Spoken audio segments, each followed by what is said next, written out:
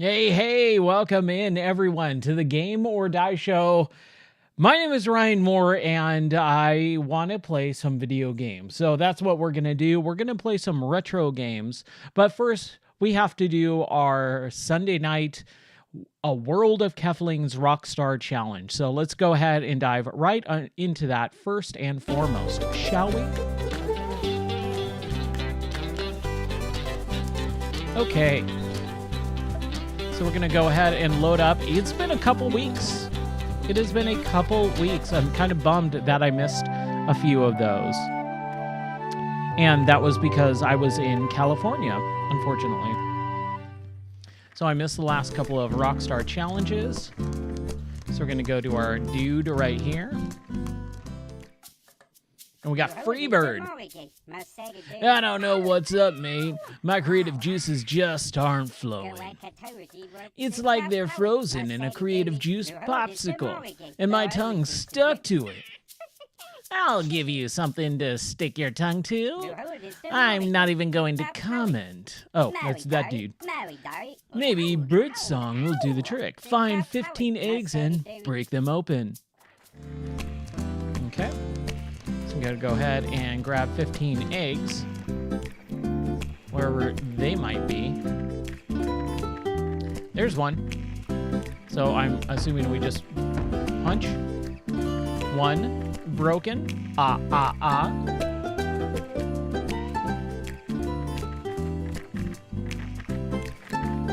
Two, broken. Three, broken. A one, a two, a three. A three. Yeah, these challenges, not the hardest thing in the world. Unfortunately, I feel like some of these challenges are just a little bit just like, you gotta do something, right? But I love that they're doing it. That is, like, awesome that they're doing it. Hey, Delfino. Hi, how are you doing? Welcome in.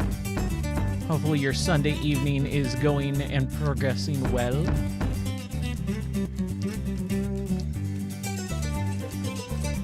I am just kind of trying to figure out if there's going to be more to this or not.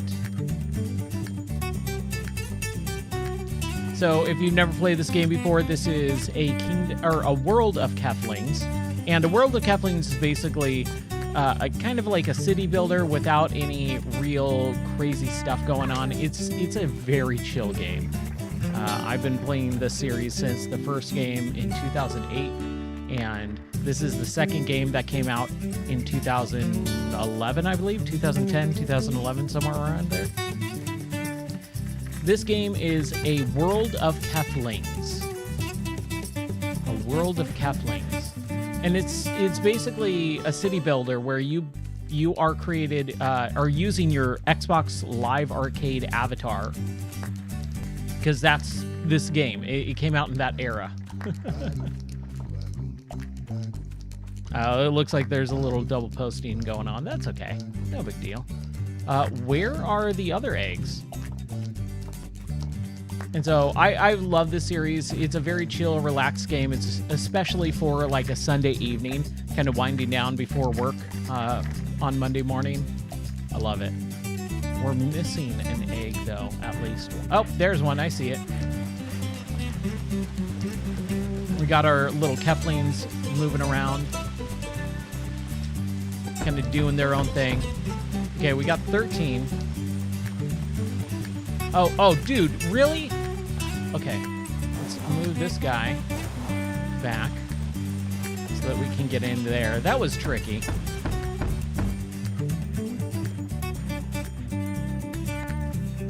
Monday? Yeah. Oh, Monday mornings.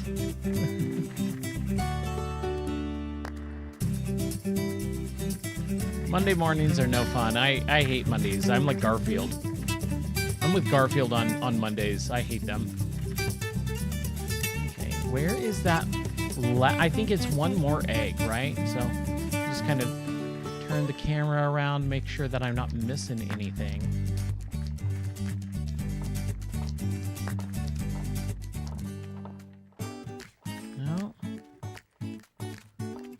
Dude, I don't see this last egg. Unfortunately, this map is really, really small, and I'm kind of bummed out that it's this small for the actual Rockstar Challenge stuff.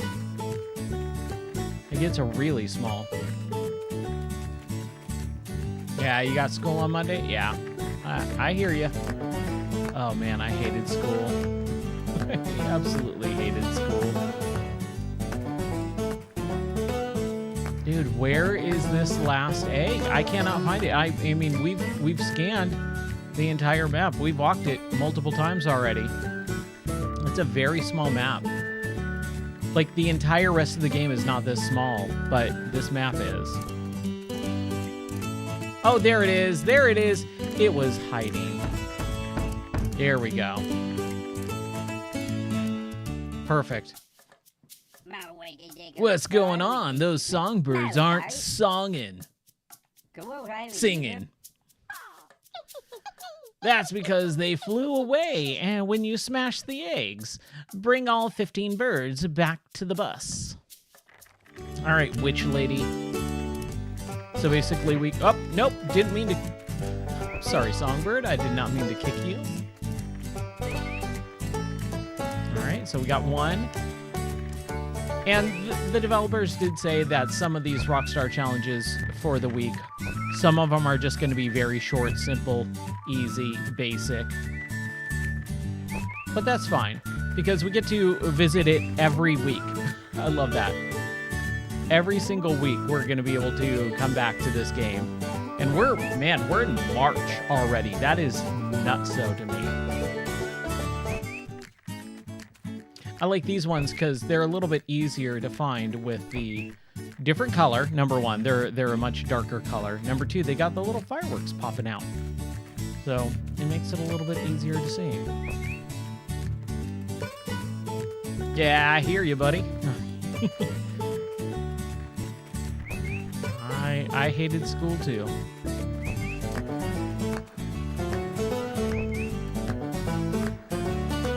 You're triple posting, bud. All right. Man, and some of the best things about this game is we get the greatest soundtrack of all time ever in this series. Oh my gosh, I just love the way that it flows in and out of the seasons. Fantastic. So right now we're just collecting these birds, throw them in that bus, and I'm assuming that's probably going to be it. So once we do that, we're going to have to figure out what game to jump into next. And I'm thinking, do we do something else? Like Mario? Do we do Mario? Do we do some Sega Genesis? Not really sure.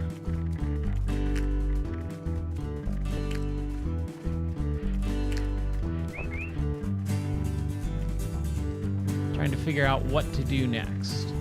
Oh, we gotta upgrade this guy. So X, there we go. So level 2, he's level 2 lumberjack. He's just lumbering like a lumberjack do. We're just picking up these birds and throwing them in there. Yeah, what's up, Nightmare? Welcome in, bud. How is life? How are you doing this fine evening, bud? Man, I am just starting later and later these streams, man. It just, life is exhausting. Like, I literally just didn't get done until just now. Yeah, it's crazy. Good thing I've got some inspiration. Now I won't have to wing my next song. It's going to be the squawk of the town. I bet I've piqued your interest already.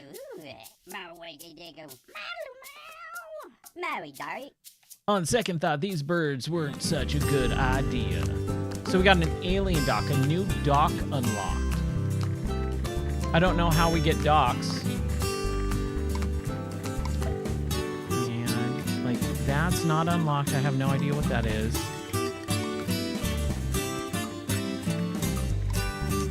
We got a gatehouse. No, we done the gatehouse. Yeah. So Glass Trader, Mansion, Monster's Perch, Wizard's Lair, Inventor's Lab. Yeah, dude, I don't know what the dock thing is all about. Hey, bud, stop with the quadruple posting, all right?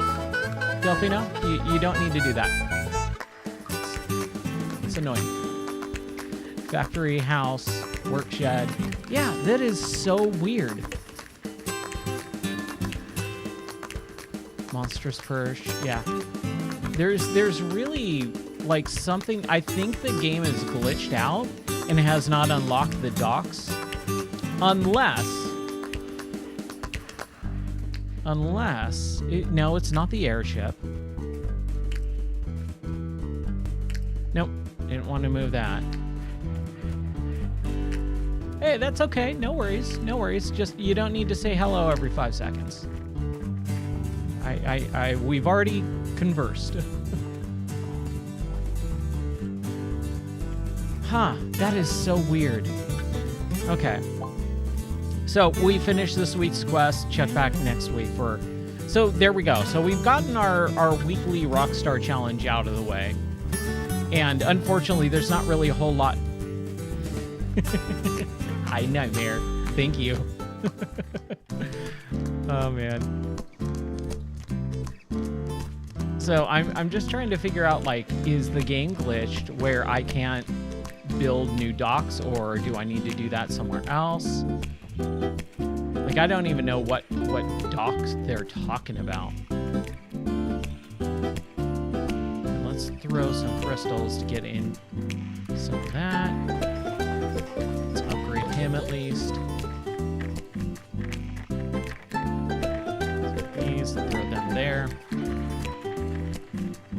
I'm really not sure what we're supposed to do.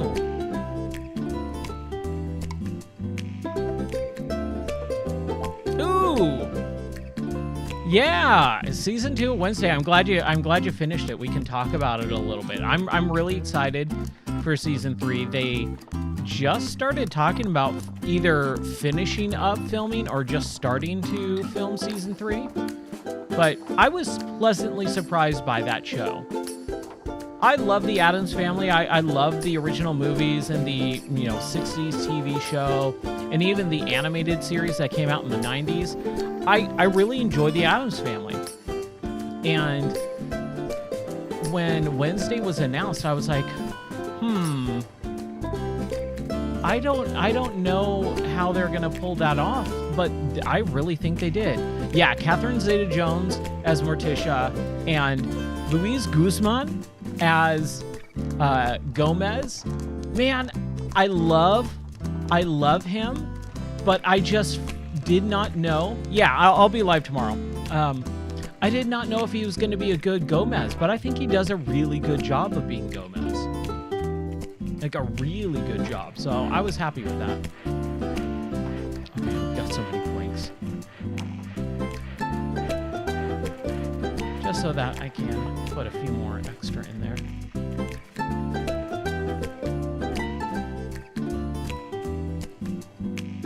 Yeah, Christina Ricci, man, she kind of is a lot more unrecognizable in the last decade or so. She's done a few different acting jobs. I think there was one show, I never actually got to watch it. I think it was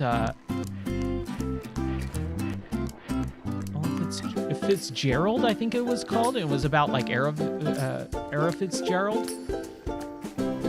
I could not tell you anything about it, but it sounded really interesting. What time do I stream? I normally stream at 11 p.m. Central. Lately, I've just been very busy, so it's kind of whenever. So I'm starting to run around midnight Central Time. I'm in the Central Time Zone. Oh, she finished her job. I'm gonna grab this one log, throw it in here, and then we'll bounce out to something else.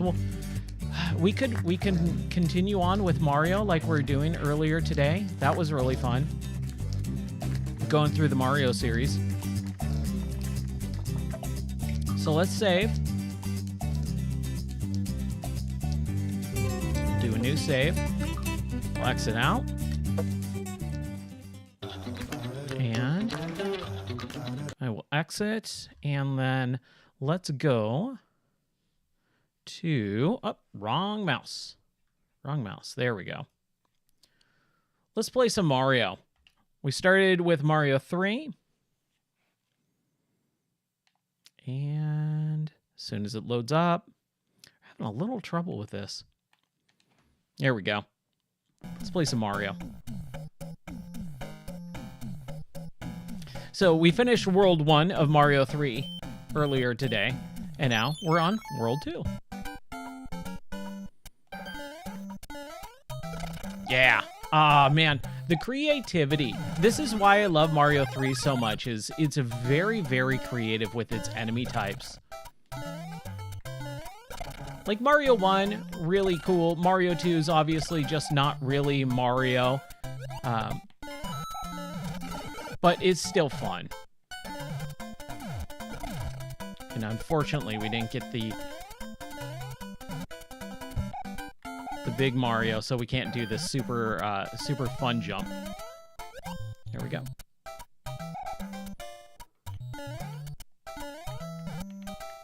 Oh my gosh.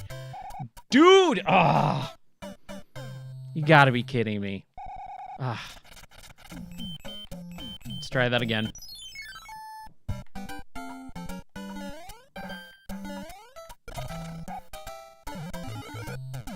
There we go.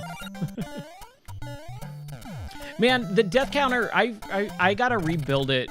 Something's wrong. It was working fine this afternoon. I came in here and just completely broken.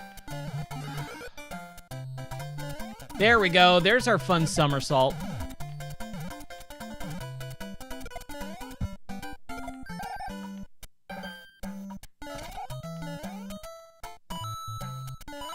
I think that's a POW block? No. I thought there was a POW block. Huh. I'll take the 1-up instead. The 1-up is always better. Okay, so we need to get in here, jump on top. I don't like that that guy can go through the pipes.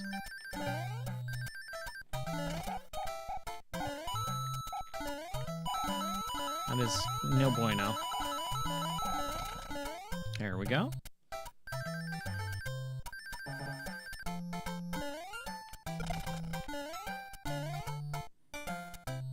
Bam! Oh, I didn't even get the star. Yeah, it has been a long time since I've played Mario.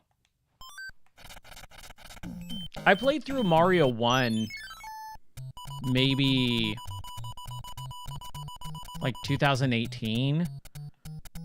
But, I mean, I think I played through Mario 1 and most of Mario 2, but I haven't played through Mario 3 in years. There we go. We got a 2-up. I'll take a mushroom.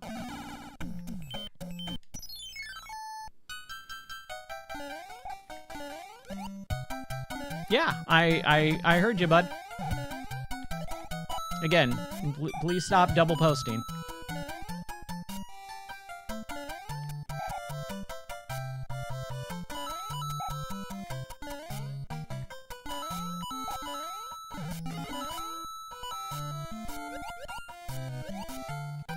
Give me that 1-up. Oh, boy.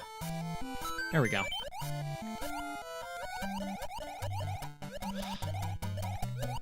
There we go. That's okay. Just, you don't need to... I see every message you send. You don't need to repost it. Ah, dude, I knew that was gonna happen. And also, no caps. When you type in caps on the internet, it means you're yelling, and I don't like being yelled at. It's too late to be yelled at.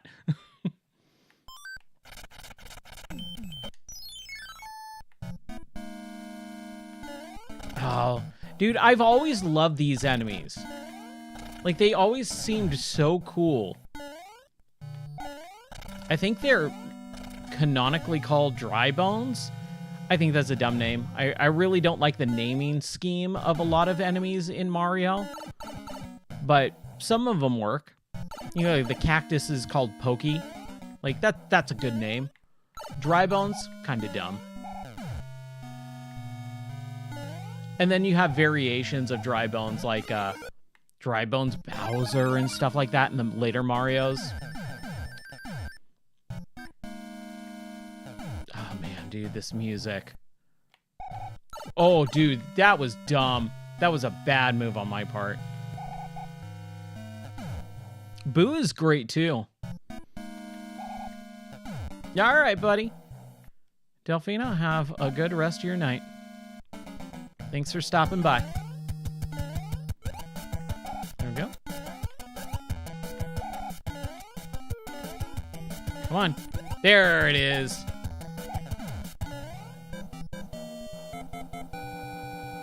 Yeehaw. Yeah, okay. I don't remember what these are. Okay, 10, and I think... Okay, so Fire Flower, I believe, is up here. And there we go. Okay, I remember that. 20. And a star. Okay. Hey, we got the Fire Flower. All right, see you, buddy. Have a good rest of your night. Pick a box. It's... Oh, right. So, I'm making Toad like a smoker. Pick a box. Its contents will help you on your way. Yeah, we're getting garbage. We're getting garbage. Fire flowers, mushrooms. Like, we might as well just use a mushroom now, right?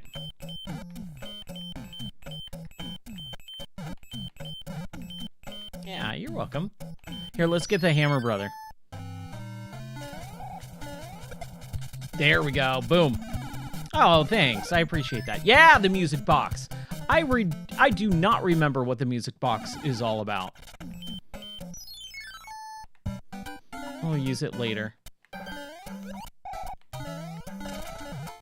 Yes. The good power-up. I gotta say, the Tanuki suit / leaf raccoon power-up, one of my favorite power-ups in all of Mario. Like, Mario power-ups, it's kind of weird, like, for the amount that it makes the game, like, there's so much to Mario with the power-ups. But I really feel like they don't have a whole lot of good power-ups. And in modern Marios, dude, they're basically like one and done. Like the Mega Mushroom, I think that was in 3DS, or the new Super Mario Brothers DS or whatever. I think that shows up one time in the entire game. It's so bad.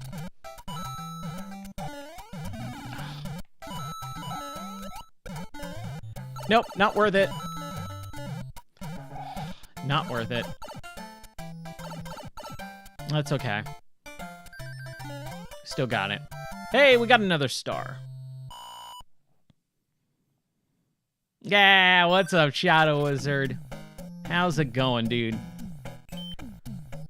Ooh, quicksand. Quicksand. All right. We'll do it. With the angry sun. Yeah, dude. After the conversation yesterday, I was just like, dude, I kind of want to play some old school Mario games. So played through a few worlds of Mario 1 earlier today and started Mario 3. There we go. Oh, dude. That's what gets me every single time.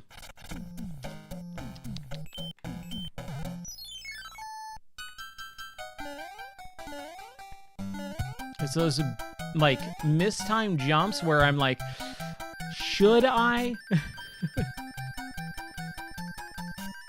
Oh, dude, that RPG remake is so good. that RPG remake is fantastic. Okay.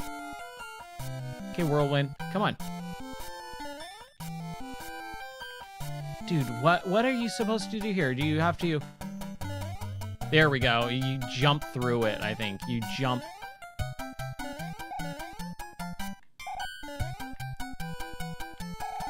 Yoink! Whoa! Oh! Those stupid turtles! Oh!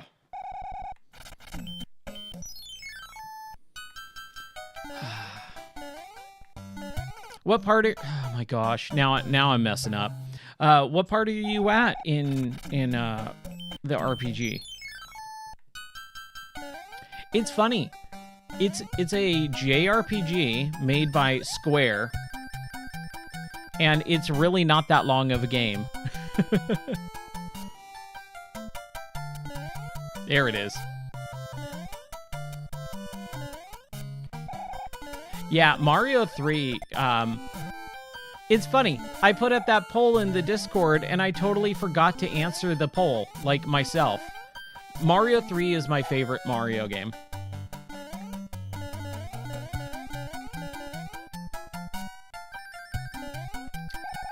Oh my gosh, dude, come on, Ryan. And I missed it. I missed the star. That's okay. I'll take a 1 up. We could have gotten 5, but that's okay.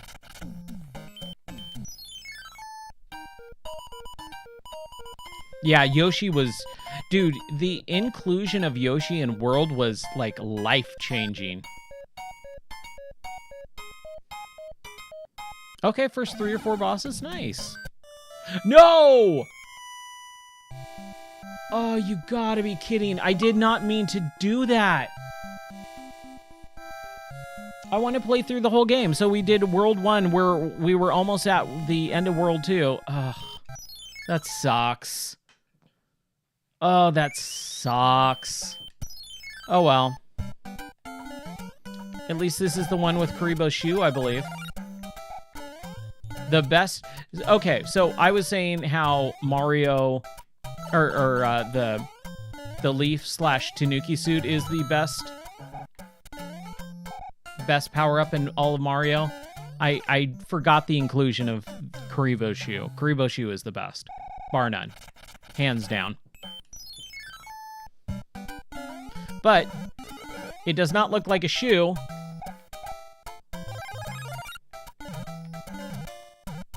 And I've always hated the naming of it. Jeez. Oh my gosh, dude, why am I screwing up so bad tonight?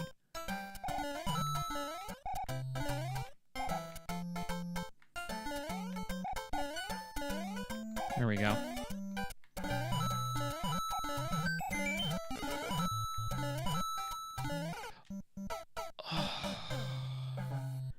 It's funny, like, I didn't die at all earlier today when I was playing. Like, I barely died, and now I'm just dying all over the place. Okay. Enough screwing around, you screw around too much. I wish I had shop in high school. It was such a dumb thing that we didn't have. Like, high school sucked. It had nothing that actually was useful.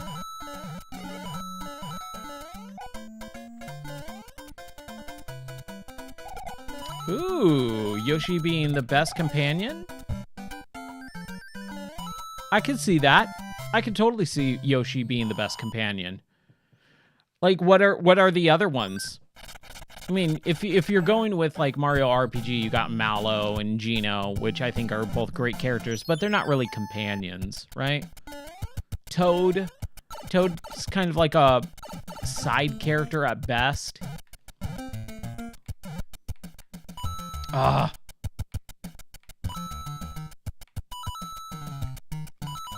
Of course, I missed most of those.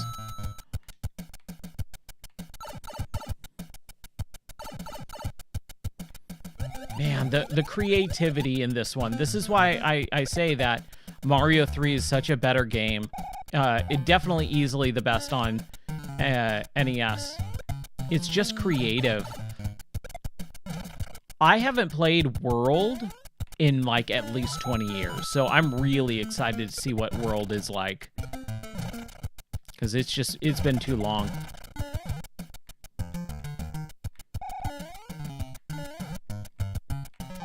Really? Aw, it went away.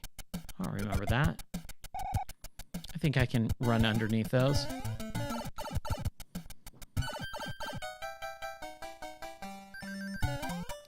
But Yoshi, man, when Yoshi came on the scene, dude, people lost their minds. That was such a great addition to the Mario universe. I don't like how Toad looks in this. I've never liked how Toad looks. Yes! Thank you! Finally! A good power-up, a Tanuki suit. Here, let's get a mushroom at least. And I gotta say, the hub world in Mario 3, just utterly fantastic. Always been one of my favorites. Ah! Come on! Really? Stupid. Dude, a P-Wing? Alright. I will take a P-Wing, my friend. Thank you.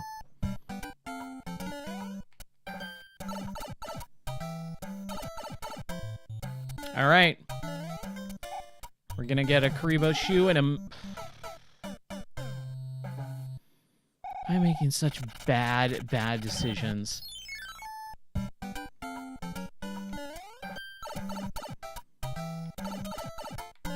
So I am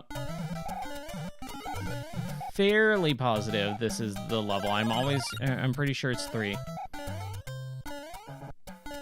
There it is. Oh no, what? I might as well die. Can I reset him? I don't want to live in a world without a Karibo shoe. One more. There we go. Okay. There it is. Thank you. Karibo shoe is the greatest Mario power-up of all time. Without exception. Oh my gosh. And now we can't get those coins. Thank you, game. Yeah, I'm fine with that. I don't want to live in a world without a Karibo shoe.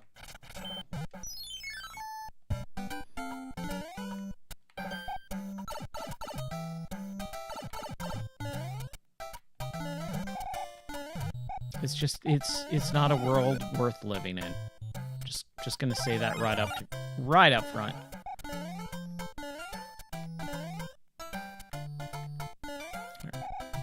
Let's see if we can get it here. Oh, you son of a... There. Thank you. And look how fun Mario looks. He looks like he's just having a fun time. We called this a sleeping bag, because that's what it looks like. It looks like a sleeping bag with a little wind-up section on it. And a bob-omb. No!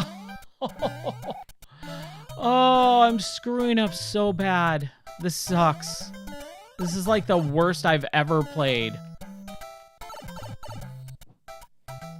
Man.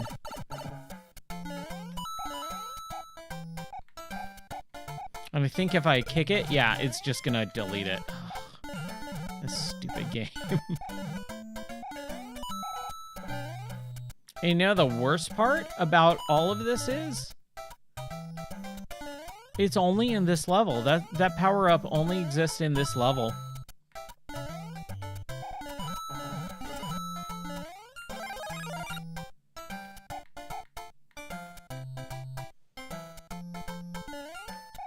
Ooh, okay. Cappy. Yeah, I forgot about Cappy. Flood, I will never recognize as a character and or useful thing of anything ever in life. Oh my gosh, I hate Floods. I legitimately hate Flood with like a burning passion. that flood ruins Sunshine. It's one of the main reasons why Sunshine sucks so much. And instead of having the Koopalings, because they were introduced in this game, they swapped out the Koopalings for Bowser Jr., which just straight up sucks. Like, Bowser Jr. is such a terrible character, especially when you compare it to the Koopalings. Cool, now we get to actually use it as designed like that. Ooh, let's see if there's something here. I have a deep, deep-seated hatred for a Flood and a Bowser Jr., which is why I despise Sunshine so much. And I was talking about it earlier, like when I started playing this game, and I was like, oh, that's right, Koopalings are in this. You got Lemmy and all that, and I can't remember the girl's name.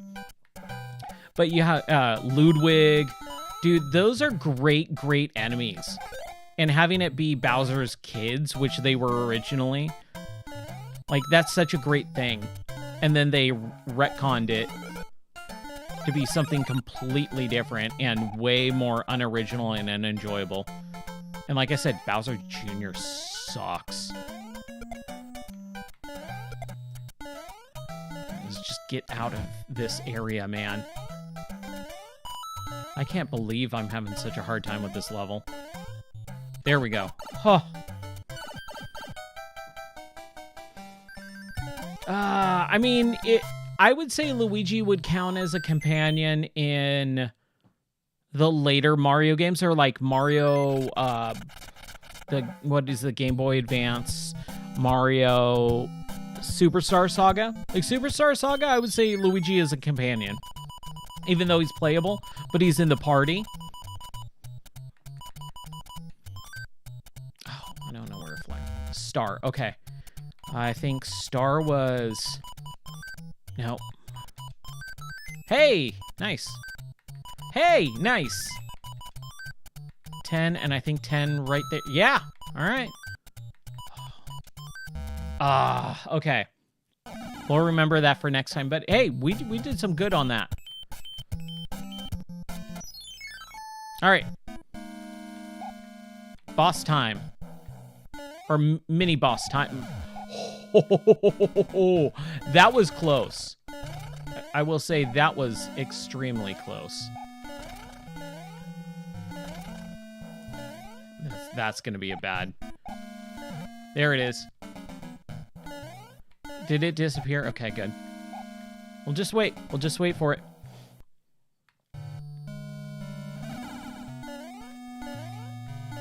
Yeah. I never played Brothership.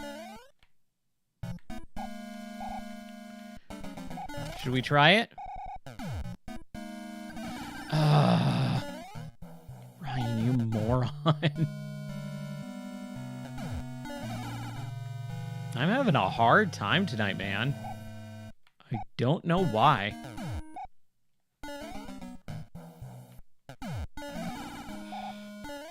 Just go. Just go, Ryan. Just go. Nope. Ugh! Man. Now let's get that hammer, brother.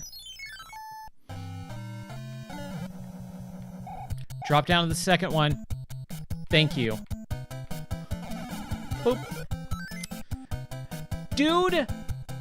Ah, boo.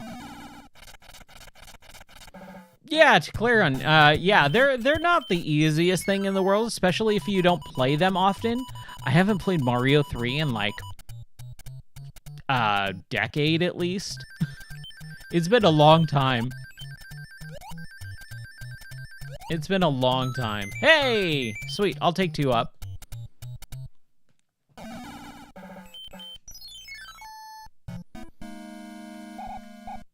Hey, Straffen. Straffen? Yeah. What's up, dude? Welcome in.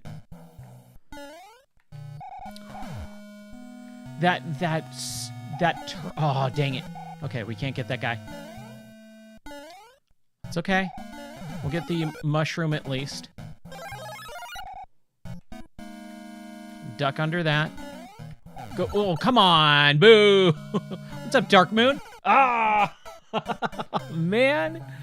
And I can't. Luckily, the death counter is broken. So it looks like I'm actually doing very good instead of very bad. Dude, yeah, the hub worlds are fantastic. That's one of my favorite things about Mario 3 is the hub world. Yeah, I'm really looking forward to Mario World because that's the game I probably have played the least in the last decade or so.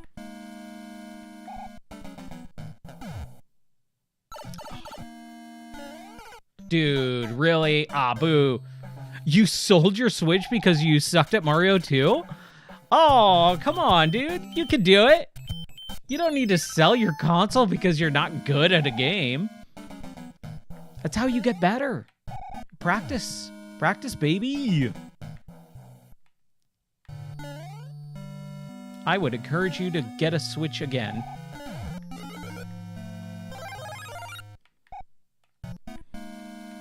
Yeah, that's why I really don't care for a lot of modern Mario games. The difficulty is basically... okay, so I'm good here. Right? Yeah. Okay, one more time. There we go. There we go. There it is.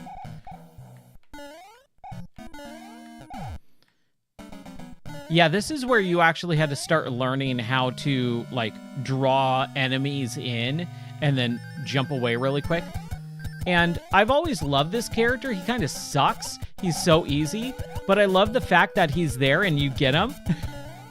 Boom, boom. Yeah, dude. You appreciate it. When you have a hard time, you appreciate the difficulty a lot more. And people who can complete it. Man, the level design in this, the way everything looks, just, again, dude, back in what, 93 when this came out, this was a freaking amazing game. This was the best graphics you could possibly imagine back in the day. I remember the day I got Mario 3, man. My aunt and uncle got it for me. And I was still fairly young. I was, what, like 7, 8? I was 8. I was 8 when this game came out. And I remember it like it was yesterday, dude. I remember the box, the way it felt, the way it smelled, opening up the cartridge for the first time. How do I feel about the Galaxy games? I think they're great. I never played Galaxy 2. Because Galaxy 2 came out when I owned the game store, and I didn't have time to play Galaxy 2. I had a copy, and someone came in, and they really wanted it, so I would do that a lot. I would have my own copy of the game, and I would try to usually play it in the store so that I could, kind of show it off and sell it. But I never opened it. Like, someone came in and I was like, oh, we don't have any copies like from the store, but I got my own personal copy sitting in the back, but it's unopened, so I'll just sell it to you. So I did. I would do that a lot with games. Usually I already opened them and played them, so they were technically pre-played. So I would just say, $5 off. So I would do that a lot. Just $5 off. I'm always bad at this one, though. And that one's going to start up. Watch. Right? No? Oh, okay.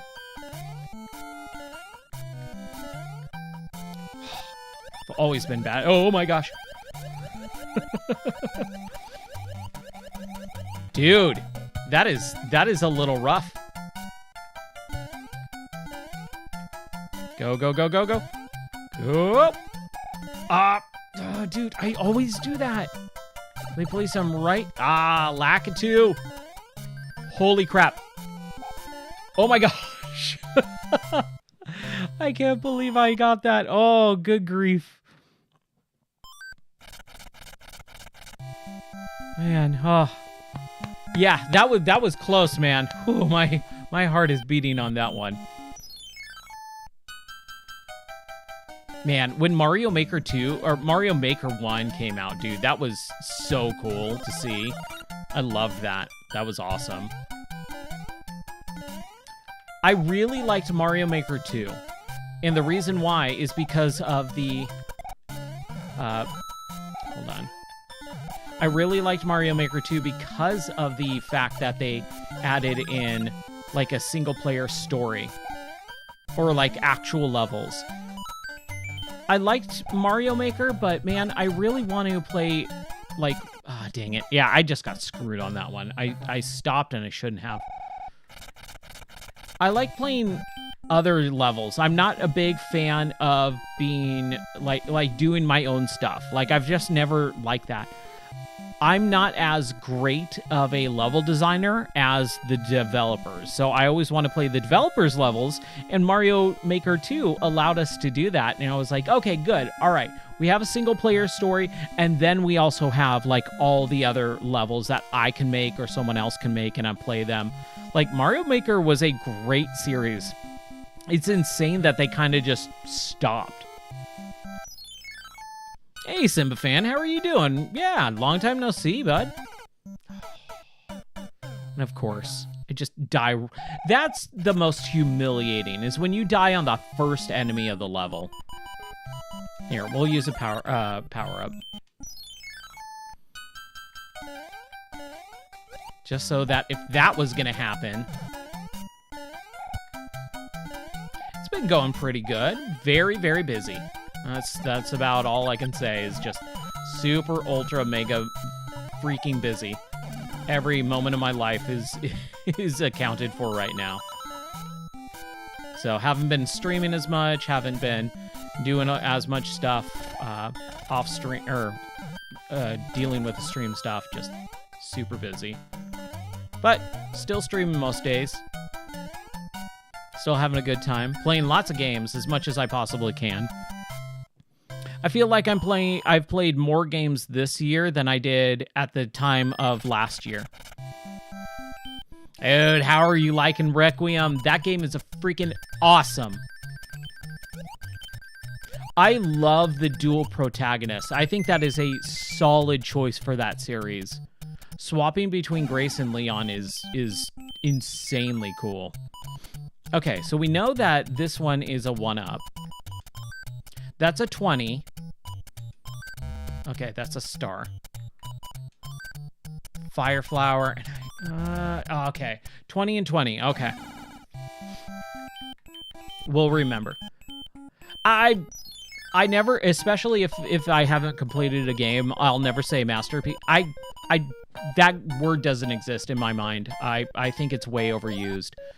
I think it is a very, very, very good game and the best of the Resident Evil series so far. But, dude, I think there's maybe like 3 games that deserve the phrase masterpiece. Everyone says everything's a masterpiece. That's just me. But, yeah, I think that term is just overused for everything. I think Resident Evil Requiem is definitely the best out of all the Resident Evils. And the last several are just been very, very good.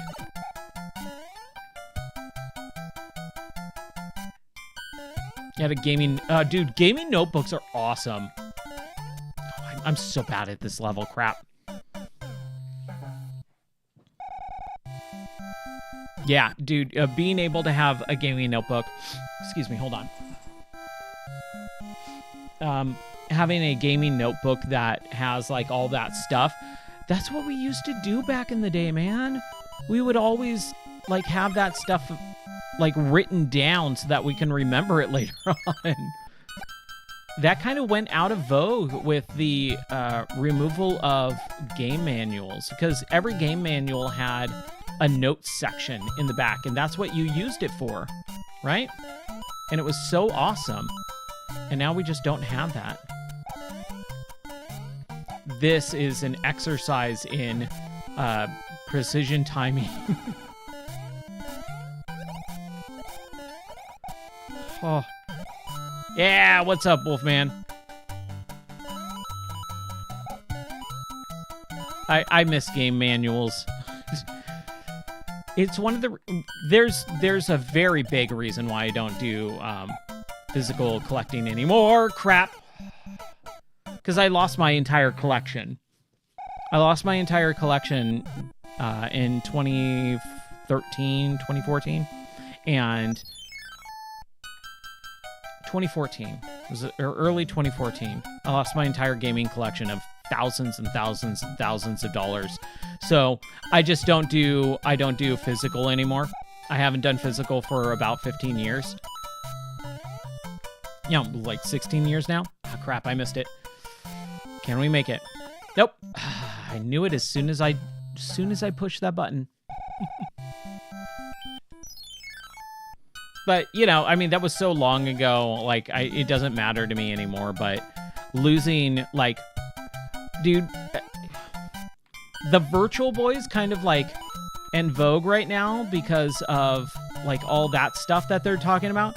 The Virtual Boy sucks. I'm going to go on hardcore record here and say the Virtual Boy sucks. But I had a pristine, in perfect condition Virtual Boy that just got completely destroyed. And I had like, man, what was some of the other ones? Panzer Dragoon Saga on the Saturn. I had 2 copies of Panzer Dragoon Saga. Ah, dang it. Yeah, it was the water damage. My house kind of got flooded basically, and all the water damage stuff. So yeah, that's how I lost my entire, all my gaming collection and all that stuff. Oh, dude, I'm kind of messing up here, man. This isn't good. Should we use the P-Wing for this? Let's do it. Let's do it. Let's use the P-Wing. The insurance company called it a total loss, so they kind of took everything and they calculated out how much money they were gonna give us. Yeah, it was a dude, I went through like hardcore depression when you lose everything you own, and a lot of that is extremely valuable stuff. Like, it hurts. Yeah, masterpiece, iconic. Iconic is another word that's used a little too much. I did a video a long time ago. As long as that guy does not show up, man. Ooh, please. Okay. There we go. It was worth it. It was worth it to use the P-Wing. There we go. Levels like that, man. Levels like that, you need it.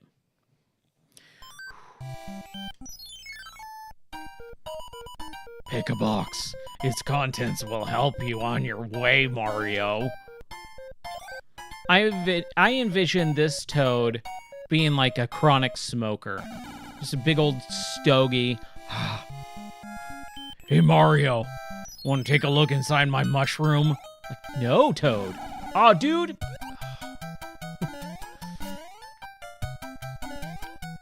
I gotta say, out of all the Mario songs in this game, I love most of them. I kinda don't like this one. This is like one of the only levels that I really don't care for. Or songs.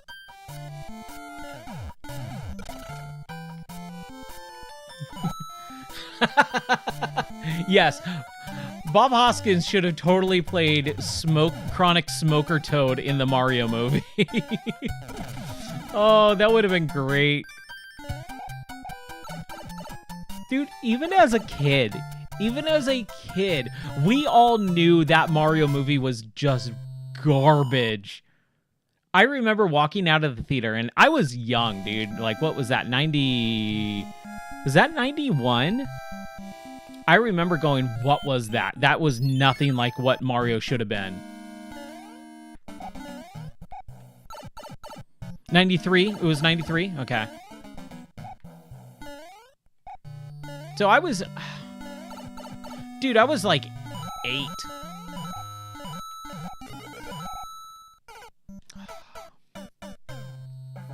Oh, wow. Really?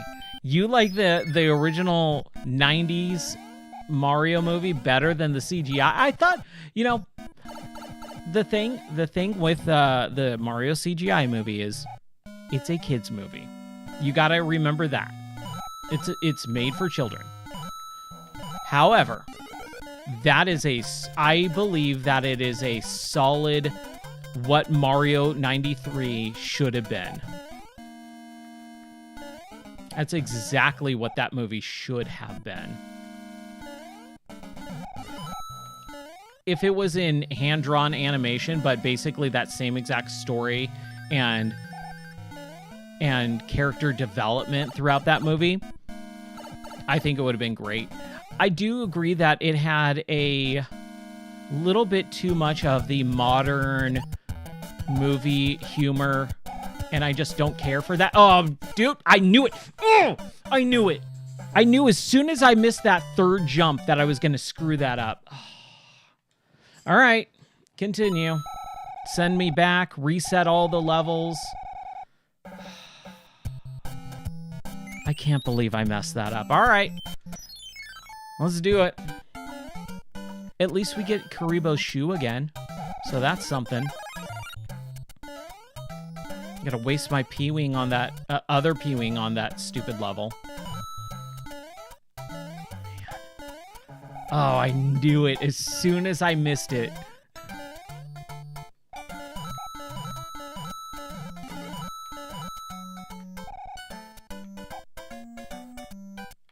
I loved Bob Hoskins, dude. He was such a great actor. I remember when I heard that he passed away, I was just like, oh, what?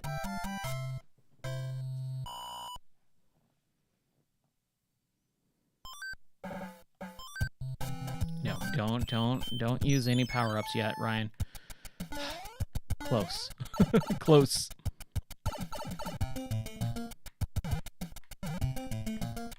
Yeah, there we go. Yeah, his role in Smee, dude, I still quote Hook, like, fairly often. Like, at least once a week, I usually quote Hook. Yeah. Eddie Valiant.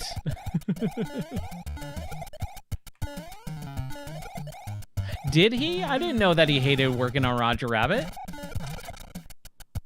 That was such a great role, too. Like,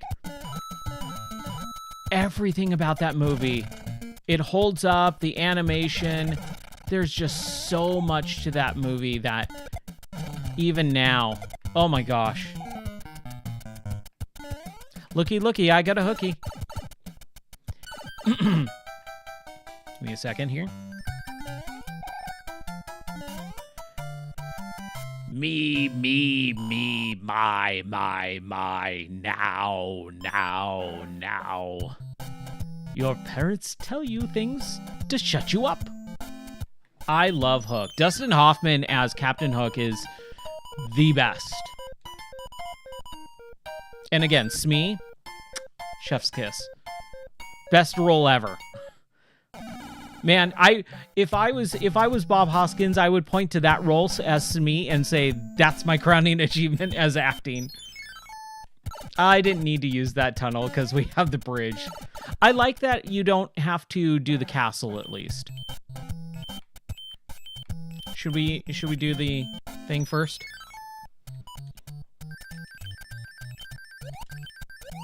Ah, boo.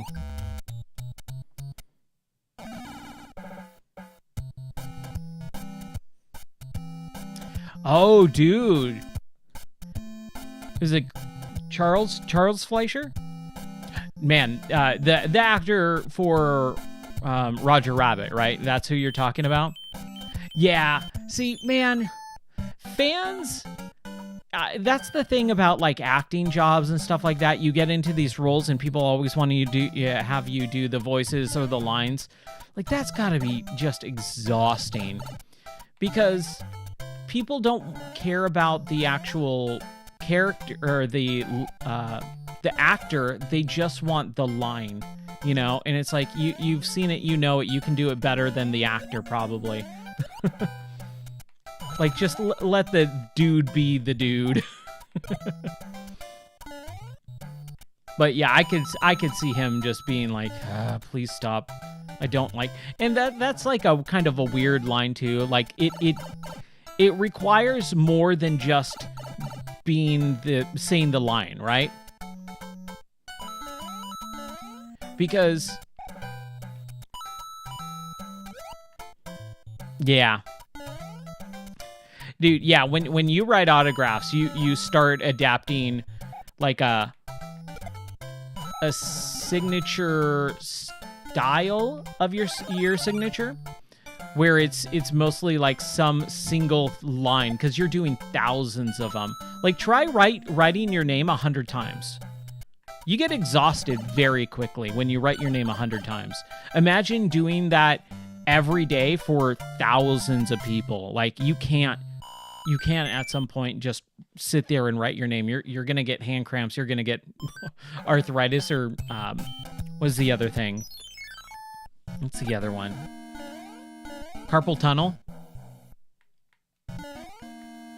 But that's cool. You actually met him? RSI, yeah.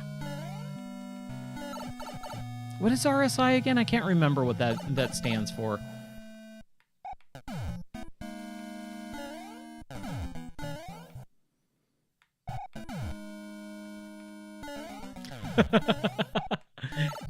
That's cool. He noticed the crystal necklace and knew what type it was. That's rad.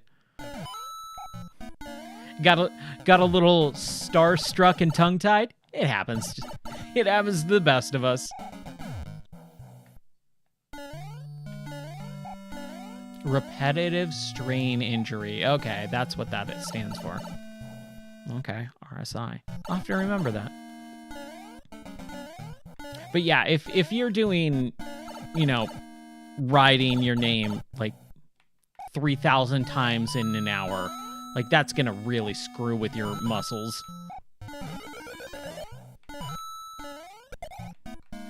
Whoop. I've always liked the sprites for the climbing. Like, the fact that they added different sprites for the climbing in this. It just looks awesome. There we go. All right. Here we go. That was close. Yeah, some actors just do their initials. Yeah. Oh my gosh.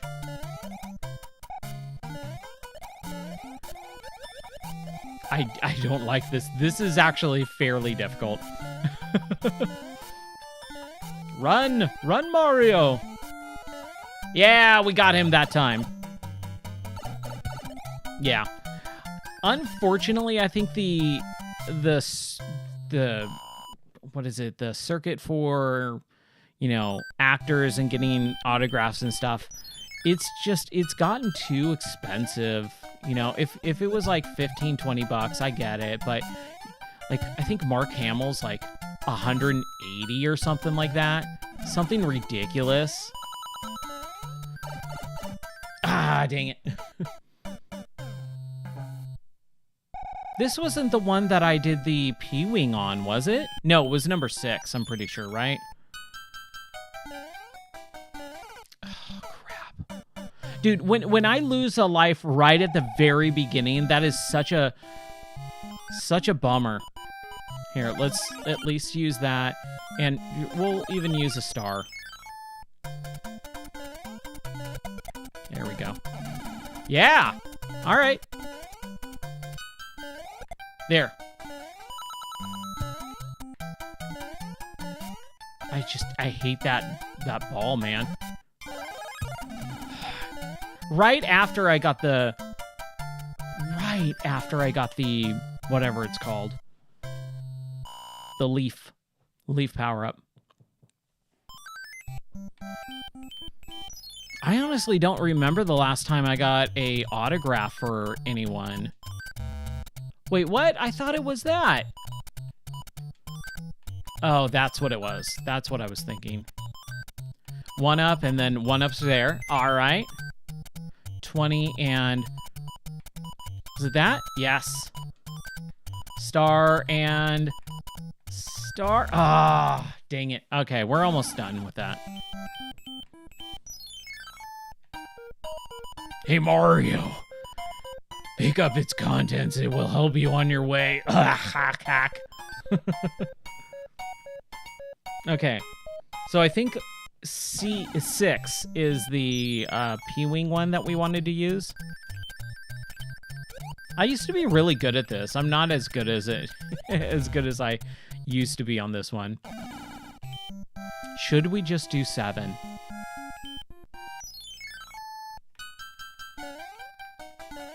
Seven's easy. 7's a piece of cake compared to 6. But I do want to try and get all the different ones, all the levels. Can we go down? We can. All right. I love the set piece of this game.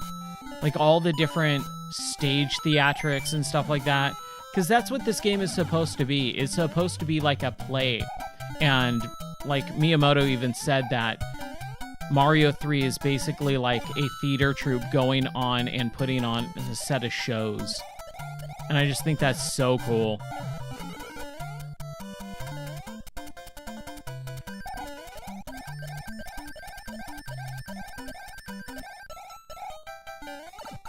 There we go. Got a little Lakitu. Just avoid him. Aw, what? How did I get hit?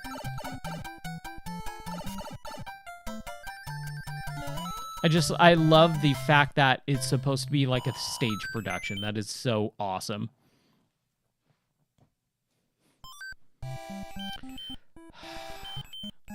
Oh man, I don't know if I want to do 6. I don't want to waste a P-Wing or anything. Thank you. Hey, Mario, go ahead and pick up a box.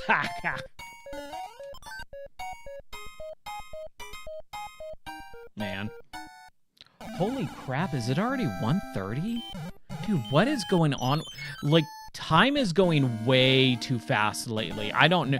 There's something with the Earth's gravitational pull or something. It feels like time is going by way too quickly lately.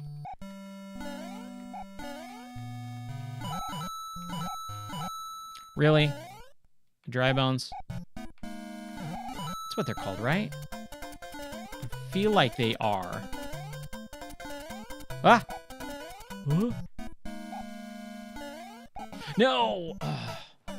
I don't like that the lava is instant death. I've never liked that. We gotta get past this level, man. And we don't want to use a P-Wing here because lava comes out from the ceiling, which sucks.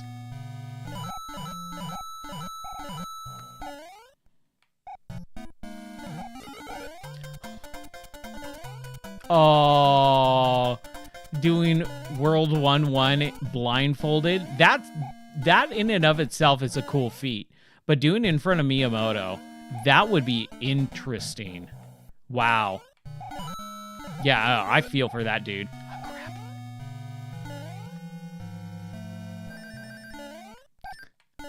Oh, man. Yeah, I forgot Christopher Lloyd's in Wednesday. He's that weird, like, head in a jar, right? Like a Futurama head in a jar. And he's like one of the, Oh, man. You gotta be kidding me.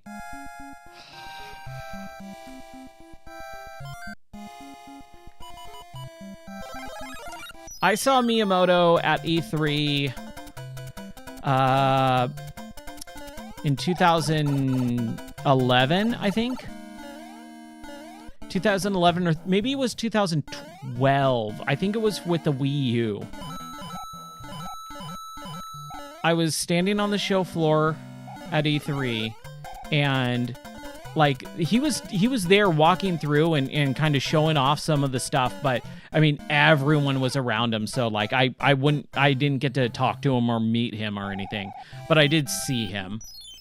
He was probably maybe like 50 feet away or something like that. Like just a massive crowd was all around him.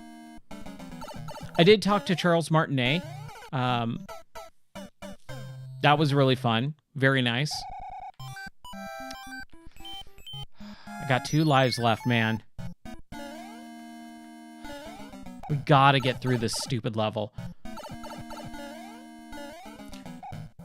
The fact that there's like multiple like boss levels and stuff, I'm not a fan.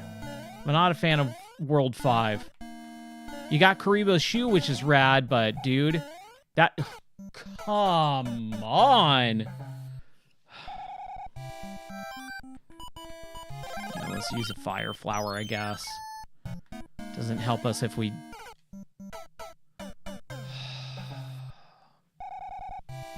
I'm not a big meme fan, but I feel like... Who is it? The meme of Ben Affleck standing outside in his blue sweater, smoking a cigarette and feeling like just like the world is crushing him. That's exactly how I feel right now. Holy crap. Oh!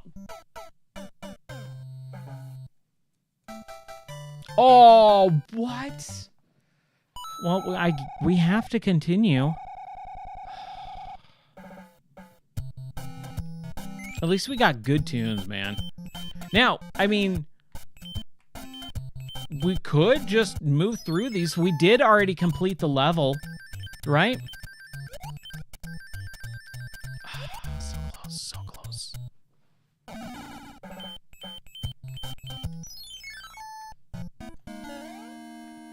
I'm gonna say, I'm gonna give it a pass because we did complete these levels multiple times now.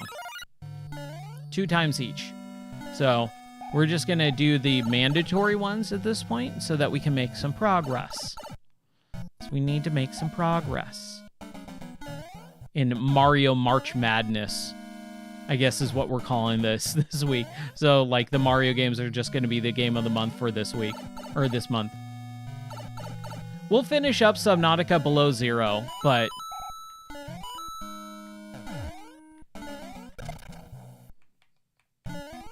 Yeah, I always err on the side of these people get bothered 24/7. I'm not gonna bother them. I don't value my interaction with that person enough to know that I'm bothering them. So I usually just leave celebrities alone whenever I see them. Unless the opportunity presents itself, like when I got to talk to Paul Rubens. George Romero? No, you're thinking about Cesar Romero, which was the Joker on Batman 66.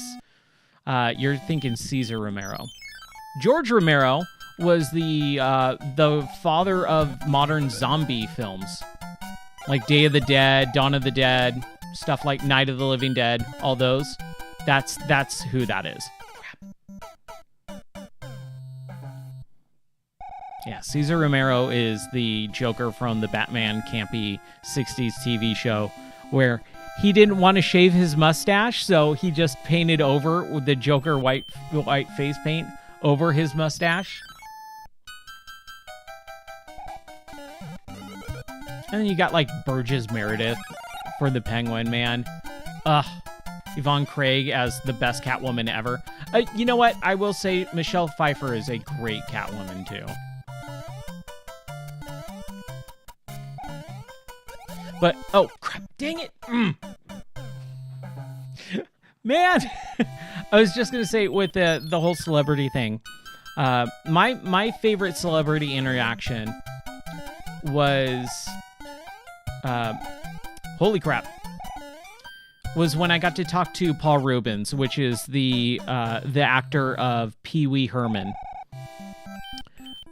Back in 2009, he was in LA doing his new comeback for Pee Wee. And so I went to the opening night, and then I went to the, I think, second or third night showing of that. Like, I'm a huge Pee Wee fan. And on the second night, I took out this girl on a date to go see that play. And afterwards, like, we got really bad seats. Like, there's this whole, like, big story behind it. But I basically got comped into the Q&A section. And so we got front row, and then we got to watch the rest of the play front row center. And then there was a whole Q&A. And he was taking, like, questions from the audience. So I raised my hand because he asked, was there anything that, you know, stood out? I can't remember what it was, but he said, was there anything that you really liked or didn't like or something like that? And I told him, oh, you know, there's like this scene with you in this big ball of tinfoil. And I was saying I was actually here on the first night and it was really cool. But tonight we had really bad seats. And so we didn't get to see it. So that's something to maybe think about when you take it to Broadway. And he was talking for like a few minutes as Paul Rubens, but then he went into his Pee-wee character, and I got to talk to him as Pee-wee and Paul Rubens, so like both, and I thought that was super cool. Like that was my favorite celebrity interaction, talking to Pee-wee Herman / Paul Rubens. That was really fun. Holy crap, jeez.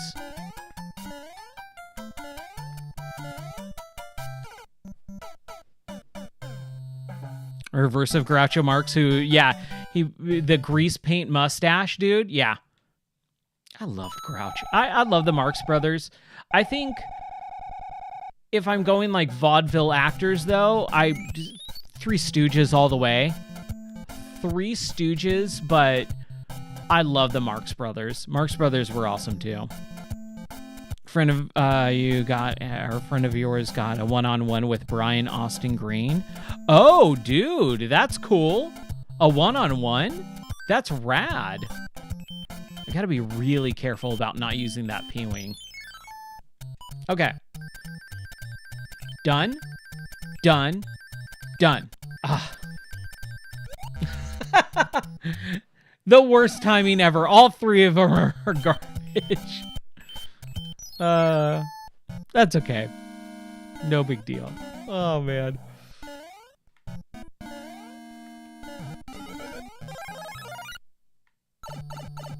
Yeah, I've met a few celebrities. Most of them, honestly, most of the celebrities I've met have been in the gaming world because of owning the game store and going to E3 for so many years.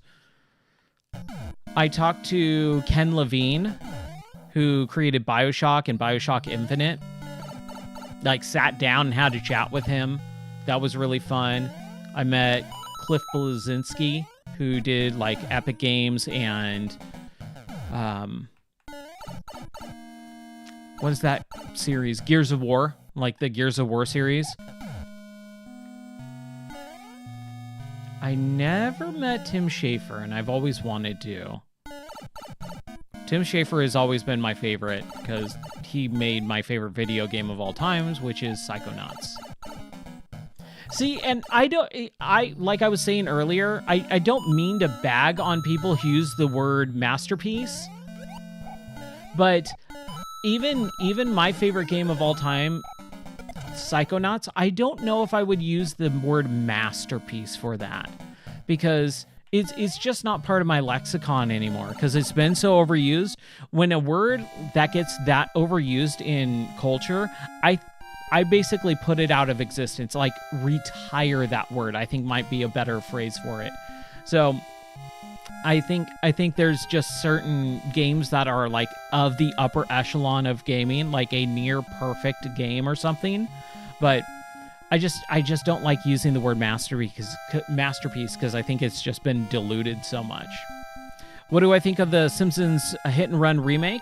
I hope it's real because it's not guaranteed. You know, it's all rumor based. It needs to happen because it's a great game. I played that on stream before back in like 2019. I think that was like one of the first big games that I streamed on the channel back in 2019. But I think Simpsons, it's definitely diluted. I think that's a fine word to use for it. It's so overused that it just brings the actual meaning down several notches. And it's like, at that point, like, I always talk about this. I'll pause really quick here. I do teaching for my job. So like I'll be sitting here in a few hours teaching a bunch of people. And I always tell this story about how back like maybe a decade or so ago, I had my book open on the table and I have like color-coded highlights for certain things that I need to hit when I teach for certain classes, depending on which class I'm teaching. Like if I'm teaching other trainers, if I'm teaching lower level entry people. And so my book is like color-coded highlighted. But there was a lady sitting next to me who highlighted every single thing that I had highlighted all in the same color. And I said, what are you doing? These aren't for you. You don't need to highlight everything, because when everything stands out, because that's what a point of a highlighter is to make things stand out. If everything's standing out, nothing stands out. And it's kind of like that. When you use that word and phrase masterpiece so many times, you're saying this game is amazing. This game is the upper echelon, the best of the best of the best, because that's what masterpiece basically means, right? Near perfect. And you're using that for like every game that's coming out right now. It just dilutes it. And so I think that's a great way of saying that. Sorry, I didn't mean to go on a rant there. I kind of do that. I kind of go on rants every once in a while. So if you're new to the channel, I apologize. And yeah, absolutely. When swearing becomes a filler word, where it's every other word is a swear word, it means it removes the emphasis of using that word. Because when you swear, you know, I mean, it's supposed to have some sort of energy behind it. And when it doesn't, because you're just using it so flippantly, it removes all meaning from it. It's like a natural breath at that point. I did not mean to go on so much of a rant there. Ha! Ha! I got you! Oh, I got him. I got him good. Ooh, let's oh my gosh. Okay, just... Oh, dude, I'll take it. Huh. Just run, Ryan, run. Oh my gosh. Good grief.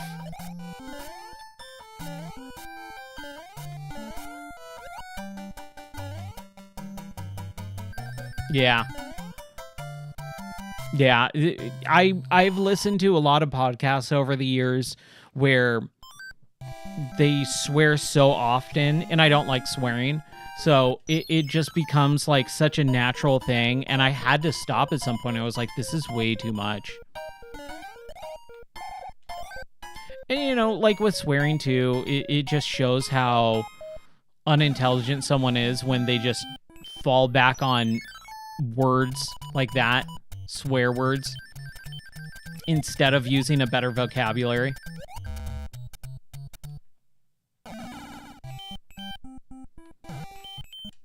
And it's never to call anyone dumb or anything like that. It's just it really shows you how much energy someone cares about their speech when they don't rely on other vocabulary words.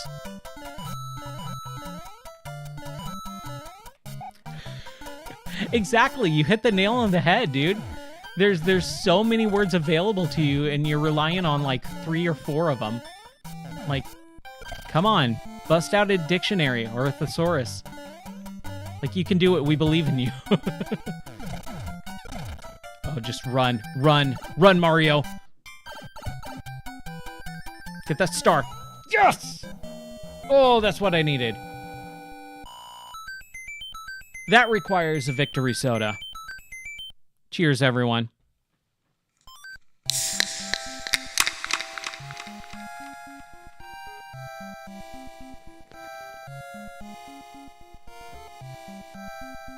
Oh, I needed that. Mostly because I have no water available.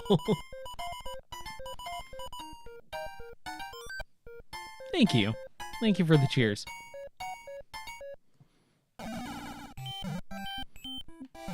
I gotta fix some of that stuff still. Every single time, man. Okay, we'll use a fire flower. Why not? We gotta get past this thing, man. Okay. I'm not going to require it, but I'm going to just kind of take my time and focus on this one since it's become an issue. So I'm just going to focus for a minute here if you guys don't mind. Not that I won't talk, but I'm going to really focus on trying to pass this stupid level.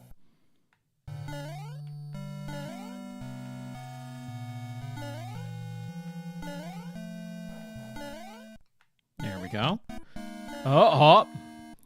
He almost got me. And I'm going to take a... Okay. We're going to wait, though. Whew. All right. Wait for it. Go. All right. So we're here. Have we been here yet? Yeah, we have, because we got Boom Boom. I got this. Boom. There it is. See, what happens when you focus just for even a moment? Good grief. Yay! Ah. Thank you. Thank you. Oh, man, you guys are so nice. I love the little clapping emojis. Beep, bop, bo. Ah. I'm so bad at it. I'm so bad at it now. Thank you, Dark Moon. Thank you, Tickleron. Tickleron? Ticklerton, sorry. I have a real rough time with pronouncing some usernames, mostly because it gets read to me through TTS already, and so that usually mispronounces it. So I apologize if I mispronounce anyone's usernames. It just comes with the territory sometimes.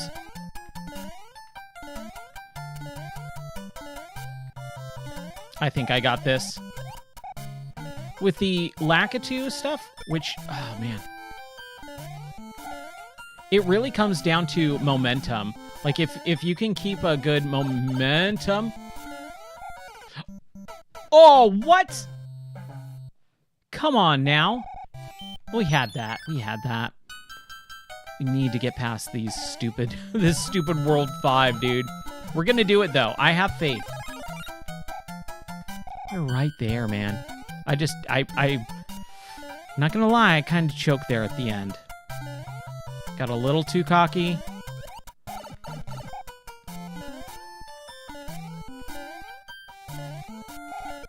There it is.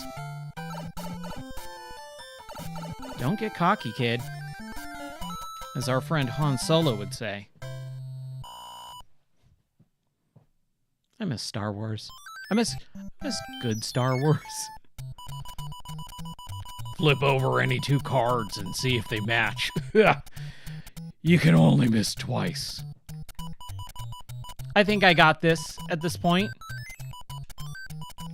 Hey, look at that. Boom. Did we even get anything from that? Oh no, not an auto-scrolling level. All right, we have 8 lives to get through this and the castle. I think we can do it. I hope we can do it. I believe in us. I believe in you, Peter Pan. Since we were talking about Hook earlier. Oh, crap! Oh, that wasn't fair. Like I said, dude, Hook was an amazing movie. Come to find out, like, it did very poorly at the theater, like at the box office, and it was also kind of not revered as for like critics and stuff. I can't imagine why. I honestly can't. I can't fathom a world that says, no, Hook is a bad movie. Like, what were those critics smoking? I don't like this. Oh!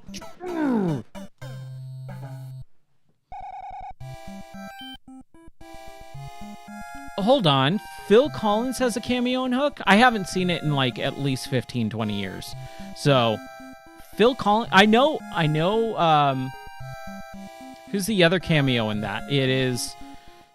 David Crosby's in it, right? I know David Crosby's in it.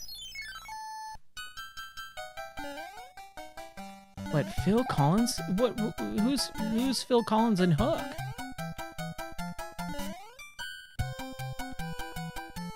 Kissing couple on the bridge over at the end were Carrie Fisher and George Lucas? Really?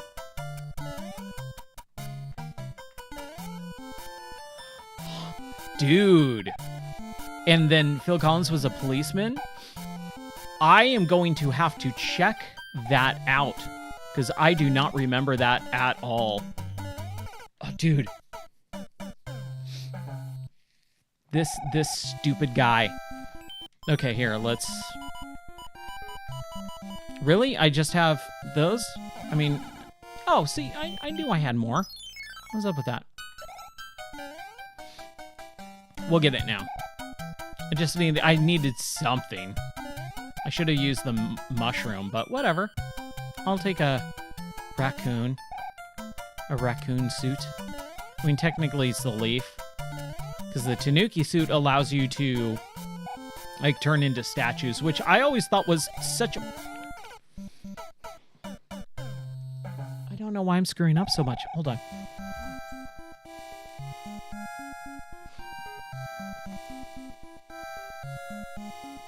I'll get it. Oh, crap. I did not mean to go in with no power-up.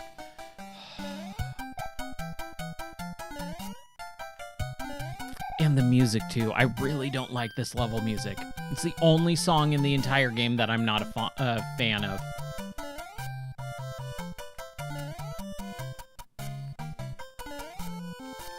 It's just got such a weird timbre to it. Ooh, fun fact. I found this out the other day. I was on X, and Kevin Bayliss, who is the creator of Diddy Kong. Oh, come on. Okay, we're using a P-Wing for this. Kevin Bayliss is the creator of, like, Diddy Kong, and he was saying that with Diddy Kong Racing, Timber was actually supposed to be the main character of that game. And I love Timber the Tiger. I think he is my favorite character in that game. And then he was saying that Timber was also supposed to be the main character of Dinosaur Adventure, which ended up becoming Star Fox Adventure on the GameCube. I had no idea. And he responded to my comment about it. I was supposed to use a P-Wing. I need to pay attention. I hate that enemy, man. It's really the timing, too. Like, you just don't know the timing very well, and it's kind of hard to manage.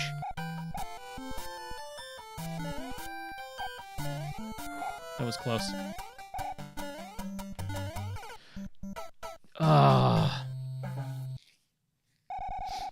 Okay, P-Wing time, baby.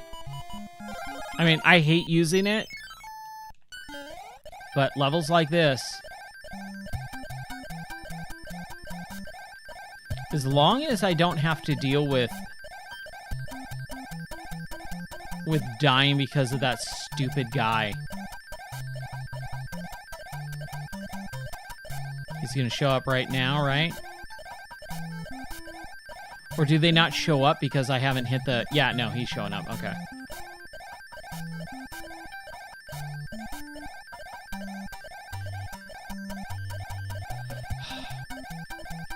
I hate doing it. It feels almost cheap in a way.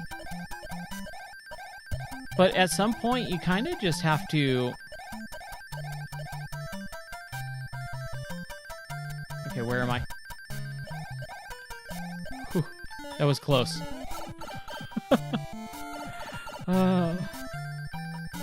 Worth it. That's a tough level, dude. Yeah, you're getting the job done, right? Thank you, I appreciate it. Ooh, he's a bird this time. Oh, it's terrible. The king has been transformed. Please find the magic wand so we can change him back. He just keeps, like, eating as he's talking, so it's just filling up with just, like, food. Please change him back. Also kind of sounds like a monster. I don't know, man. It's like 2 o'clock in the morning. I don't have a good hold on what voice Toad is going to have.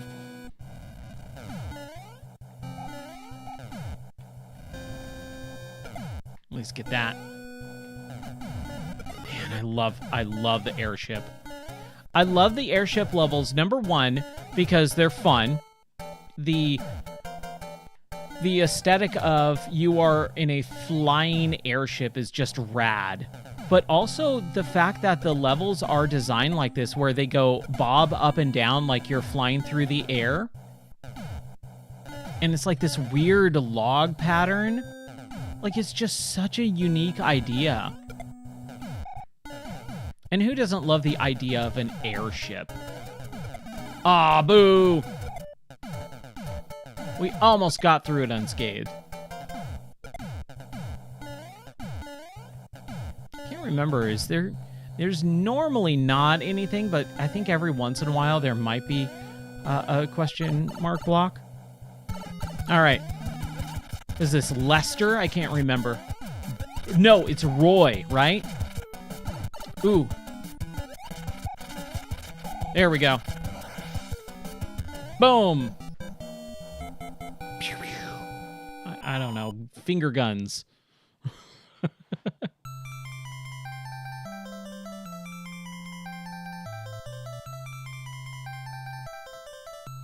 I'll always enjoy this music. Oh, he's got a long beard, but he looks very happy. Oh, thank heavens, I'm back to my old self again. Thank you so much. Here's a letter from the princess. Greetings. Be careful in the ice world. The creatures trapped in the ice will come to life if warmed. I have enclosed a jewel that helps protect you. Princess Toadstool. Princess Toadstool. Not Peach. I'm going to say that every single time because I want people to see it and hear it. Princess Toadstool. There's also in a crowd scene in A Hard Day's Night? Really? Okay. Nice. I just rewatched, for the first time since it aired, the Beatles anthology. Like, last year, they put out a new version of the Beatles anthology, all remastered, and they added a new, like, I think it's like a 6th or 7th episode or whatever, or 9th. I think it's the 9th episode. I remember when those came out in 95, man. I loved it. I love the Beatles. You love the Beatles anthology? Did you watch the new version of it? Because, like I said, they put out a new episode that deals with after George died and all that stuff too. It's really good. And it kind of goes to the stuff that they did with oh man, what was it? I think just like a lot of the more modern stuff that's been going on since like George passed away. I can't remember. I watched it a few months ago. But man, I love the anthology.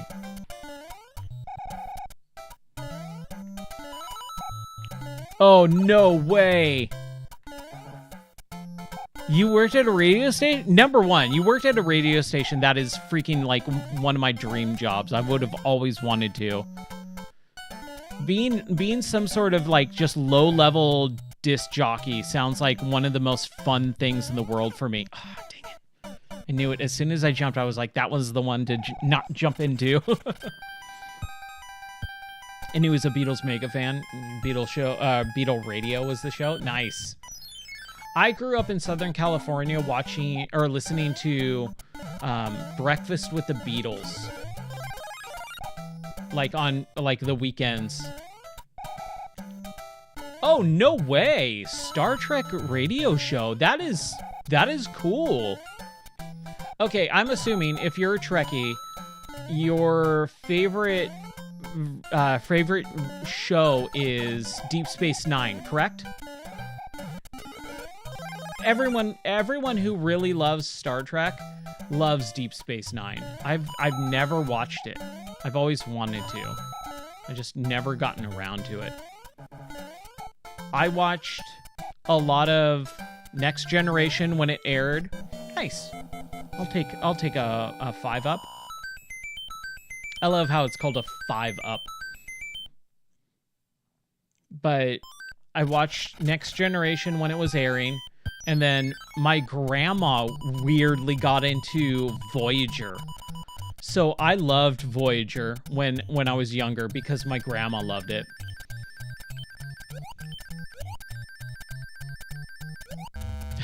You're a purist that said Next Generation would never work and it had changed your mind? Yeah, dude.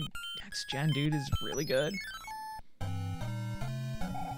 But, oh, crap. Dang. That ice. Wow. Here, let's use a mushroom. Why not, right? Come on, just drop down the second one. Thank you. Goodbye. Yes. The hammer power up. Oh, don't want to use that. We'll go to 2. Dang it.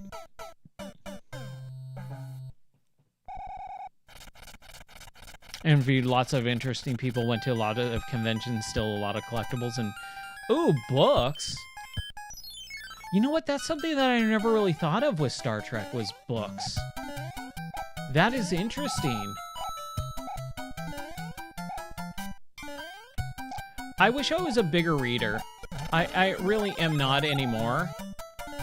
I read every night, but it's mostly comics, just because I find the stories in there fascinating for the most part. And they're easy. Reading novels and stuff, I get too lost. I'm a very slow reader. So like normal novels is really hard. Plus, I read all day long for work. Dang it. I read a book this thick for work every week. So like I read every day for work, and I read out loud into this microphone. So I just don't want to read more words. So comics are a good like mesh of pictures and words. Like it's not very dialogue-y as much anyways. But I read a lot of older comics that actually do have a lot of dialogue. But the descriptions are all taking place in, you know, in the art, which I like. But I used to be a big reader back in the day, man. When I was in grade school and high school, I read books like there was no tomorrow. But, what was it, maybe like 2 or 3 years ago, my wife and I were at a bookstore. And I was like, man, I really want to get back into reading. So I bought Huck Finn, The Adventures of Huck Finn, because I never read that book as a kid. And I always kind of was like, you know what, I think that would be good. Let me read it. And I got like halfway through it and I was just like, dude, this is really tough for me. Yeah, give me that 1-up, baby. Crown Jewel is the set of blueprints. Oh, hold on. Wow, I should not have been looking at chat. Wow, that was close. Boom, star, baby. A set of Enterprise blueprints.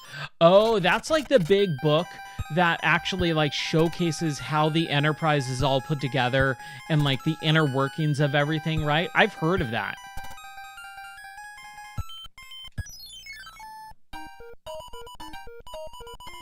Yeah, the language used in Huck Finn is kind of a little bit more difficult to read in modern times, for sure.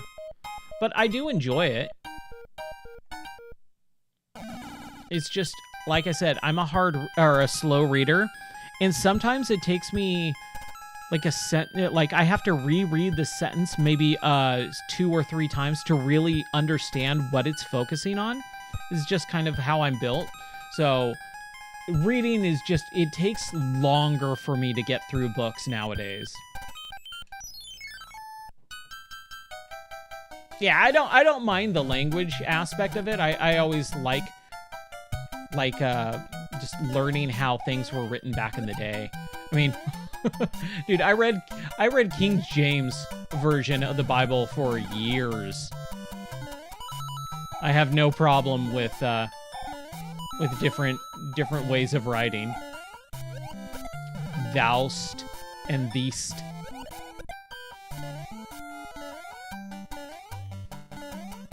Wouldst you? Ooh, let's get this box.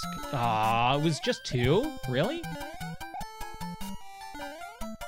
Oh, I knew I was gonna miss that.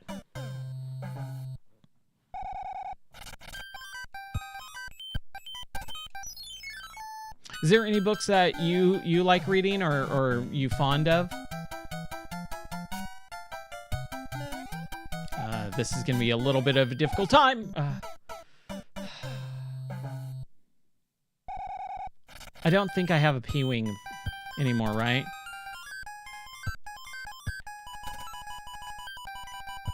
We got a Fire Flower. We'll do a Fire Flower. Why not?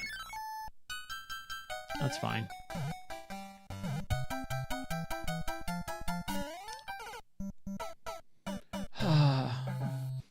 My mental capacities are slipping. But I always love a lot of that stuff. Hold on. Crap. Give me 1 second. I think my TTS died. We'll continue. It's fine. Give me 1 second. I will say this level music is a little bit rough. Here, let me close out TTS and restart it. That should fix everything.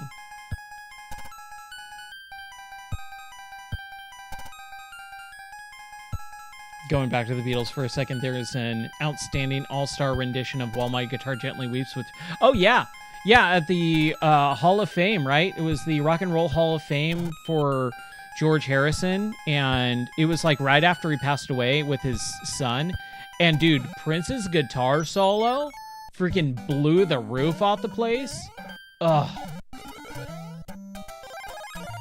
Yeah, dude. Freaking Prince, dude. I love Prince.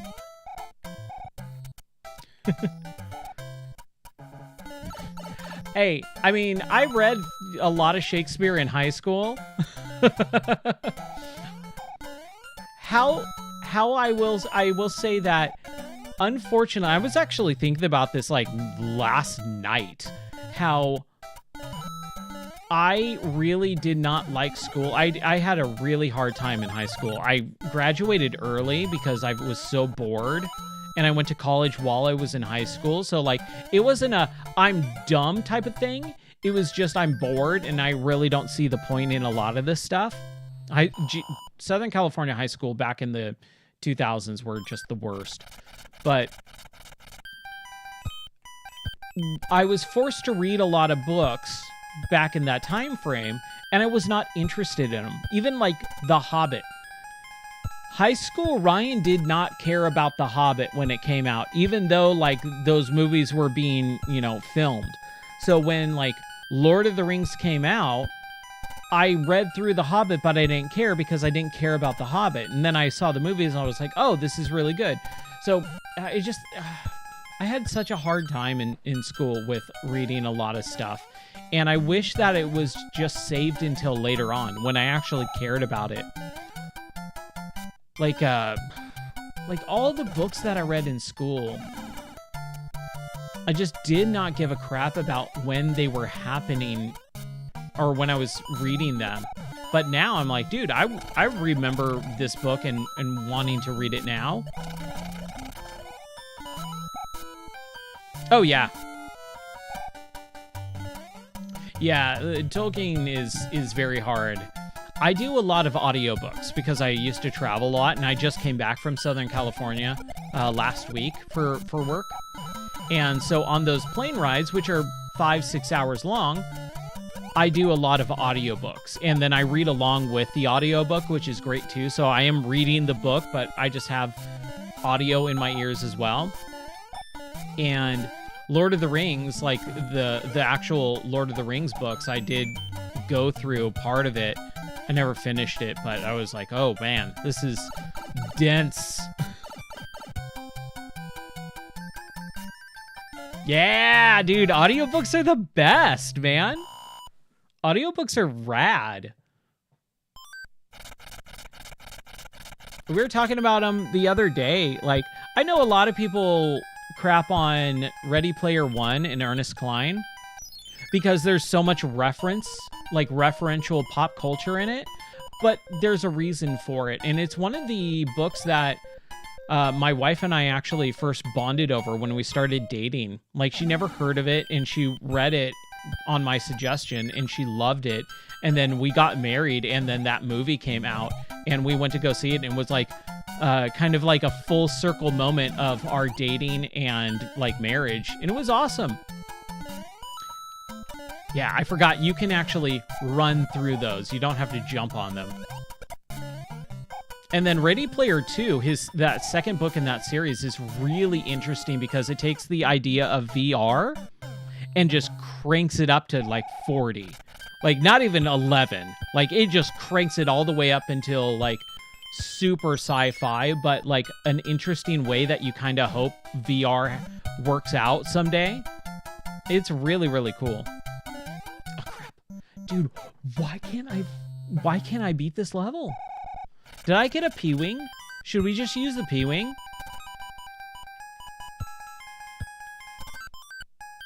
I thought we could switch out to the secondary one.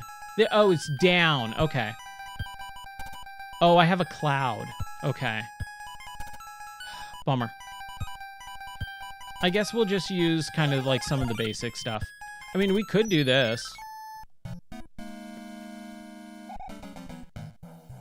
Recommended honorable YouTube claims stories about an hour long and are great for getting to sleep. Oh, dude. Oh, yeah. Some of those dang it. Some of those YouTube channels that like can put you to sleep with good stories and stuff. Yeah. We were talking about this last night too, I think. The whole sleeping aspect. Like, so many people have a hard time getting to sleep. I do not. And the reason why is because my body, number one, I get very little sleep anyways. I get about 5 to 6 hours of sleep per night. It's just the way my body is. No matter what time it is, no matter what time I go to bed, no matter when I wake up, my body just naturally gets that amount of sleep.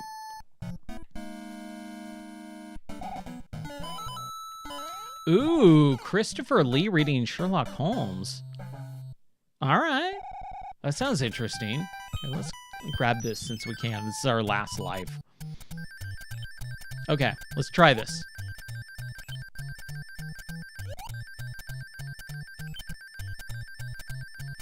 I hit it. Ah. Sherlock Holmes is a really interesting set of stories. Back in the day, I think it was the one that doesn't exist anymore. Dang it. Borders Bookstore, I think, is the one that doesn't exist anymore. Barnes & Noble is still around, right? I think it was Borders that had these really cool old school, like new modern editions of like all these classics. But they were bound in old school looking hardcovers. And I bought like so many classic books that way. And this was like 2007, 2008. Like, I had all the classics. I had a Sherlock Holmes. I had Alice in Wonderland, Through the Looking Glass, because I'm a big Alice in Wonderland fan. Like, I love that idea. So reading those classics were really, really cool. Yeah.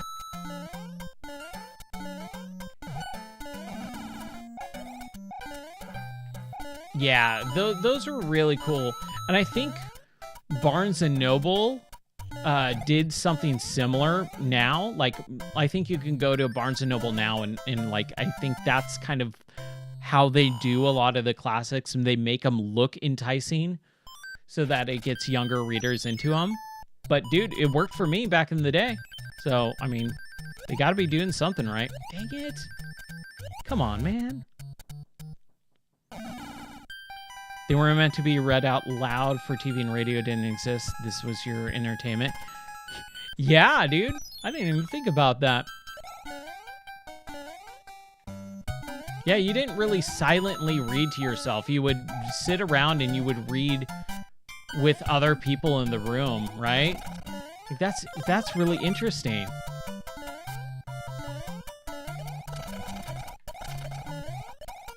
Come on. Come on, Mario. Make it happen.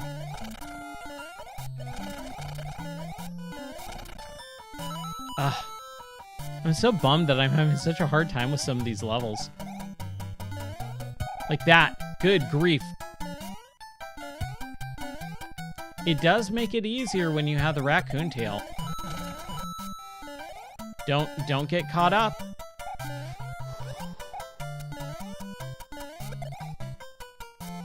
Ryan. Oh man. Just on the edge of my seat. No!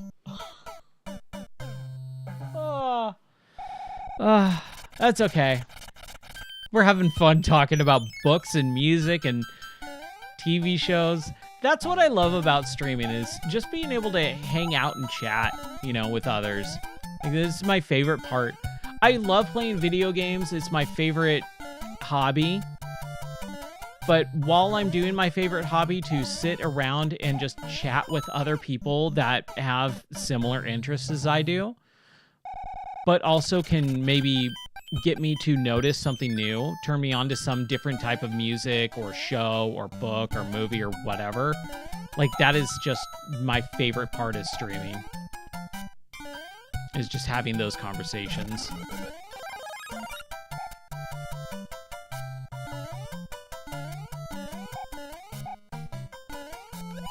Yeah, totally. Ah, dang it. Dude, why am I just doing so bad now? It's okay. I mean, I did play this game earlier this afternoon, too, so I did stream Mario 1 and this for like an hour or so earlier. So I'm just gonna blame myself being tired. That's how that usually works. But yeah, I was thinking about this the other day, too. Like, the invention of the internet. Like, people crap on it so much now because everything's terrible and blah, blah, blah. But if you focus on the good stuff, like, the internet is amazing. There's no way that we would be talking to each other. We wouldn't know each other existed ever if the internet didn't exist.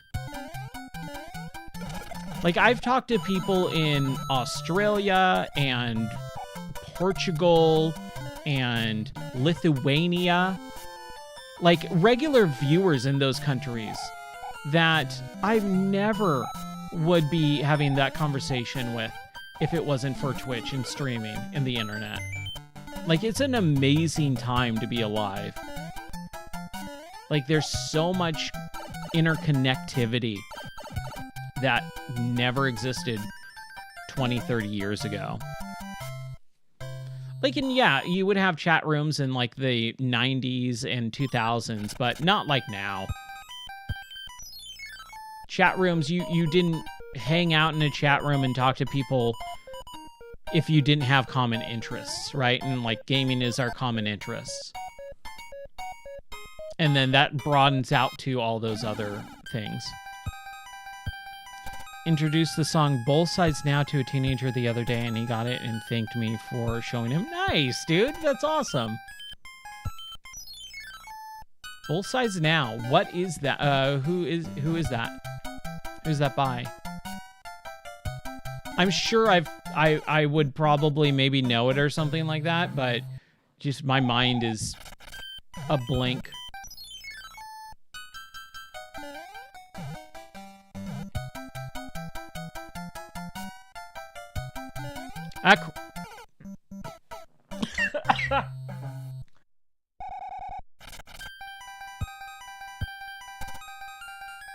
Give me one moment.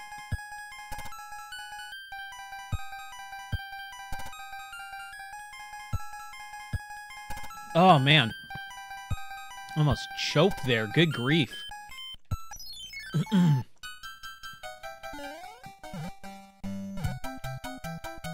I don't know why I can't get... Should I just run? Let's see. Okay, I think that's the way that I'm going to do this section.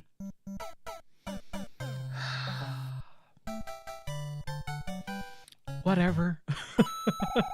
I mean, might as well.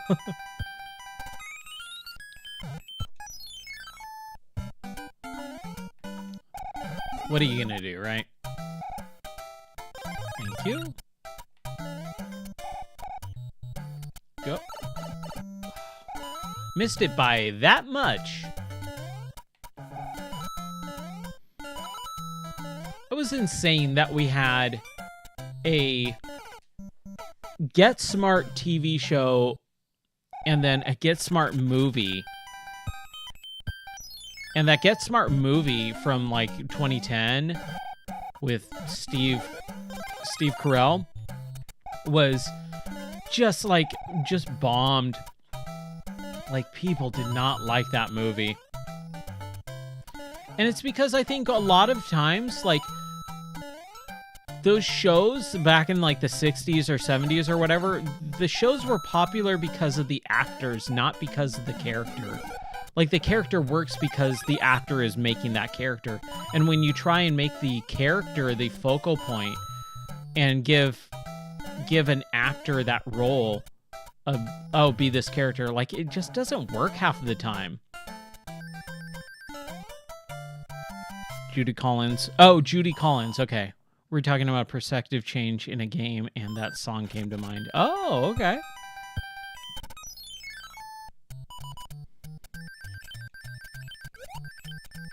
Perspective change. Are you talking about, like, playing as different characters?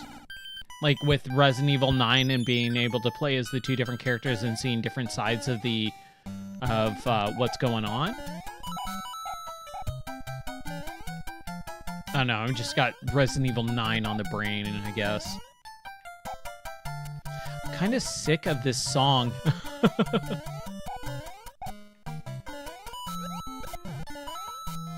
Yeah. Although, I will say, Pink Panther... with Steve Martin, at least Pink Panther 1, where he's trying to learn how to say hamburger, is one of the funniest scenes in the world to me. I love that scene. I love that part in that movie. I would like to buy a hamburger. I would like to buy a hamburger. Like, dude, come on. That is a funny scene. But again, you know, that movie doesn't really work because Inspector Clouseau is Peter Sellers. It's not Steve Martin. And that would work on SNL. You know, that would totally work on SNL as a little short skit. But to make that movie, and this is what's wrong with modern Hollywood now, is they're remaking all this stuff. Number one, that doesn't need to be remade. Number two, they have no original ideas. Number three, it's lazy writing for the lowest common denominator of viewer. Like, there's multiple things wrong with modern remakes in modern Hollywood. But at the core of a lot of that, it's the fact that these studios are remaking movies based on the IP, not based on, oh, this was good because this is a good character or this was a good actor. And you're just basically stealing and replacing those actors. Sometimes that can work, sometimes it can't. Most of the time, especially with modern Hollywood, it ain't working. Yeah, the remake and reboots, dude. Honestly, at this point, I'm just done. I don't want a single reboot or remake of anything at this point. They've poisoned the well way too much. Like a solid 10-year memorandum of no more remakes, no more reboots, period. At least a solid decade. All right, we're gonna do this. So we duck and we run. We just go for it. And then we go... Man, why can't I get through this level?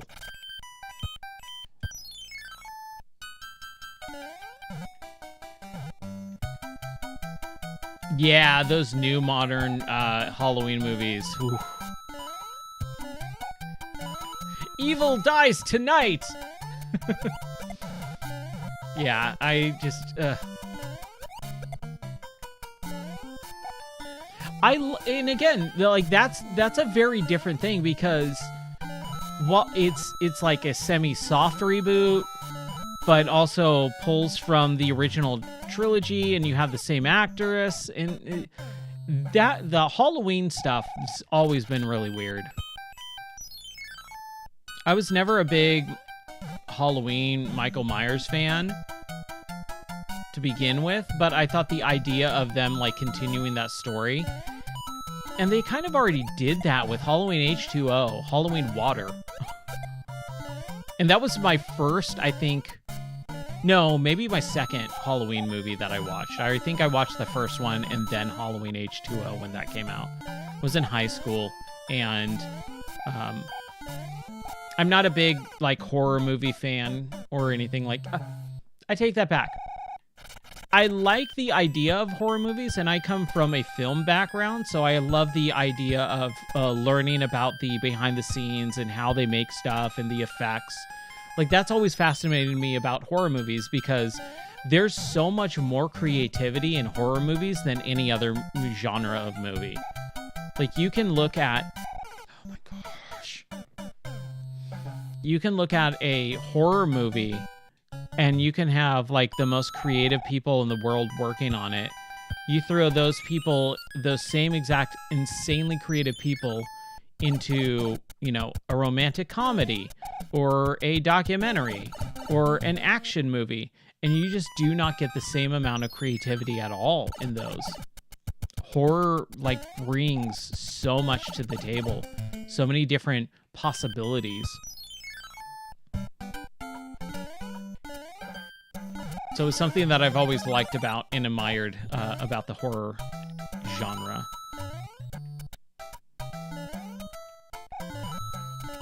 I've lost the thread on this level, or on this world, man.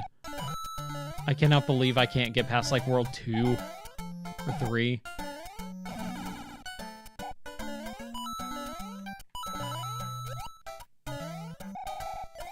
Jeez.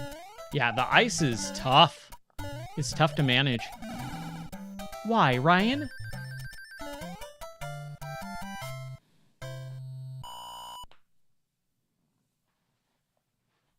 Dance Macabre. Ooh.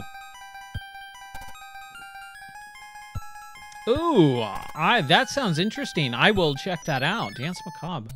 I'll definitely have to check that out. I've never heard of that.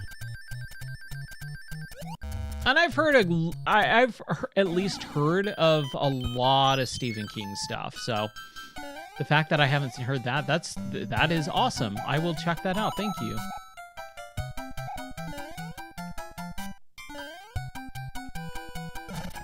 Boom, baby.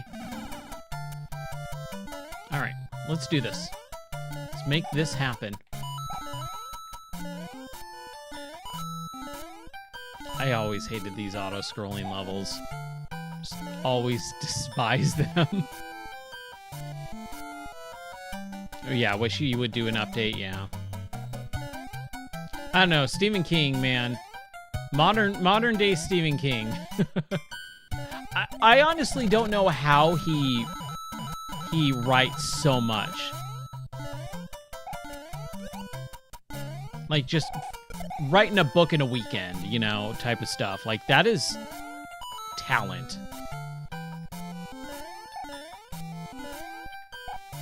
Like, you have to have some serious talent to be able to write like how he writes. Same thing with, like, movies. Like, John Hughes would do,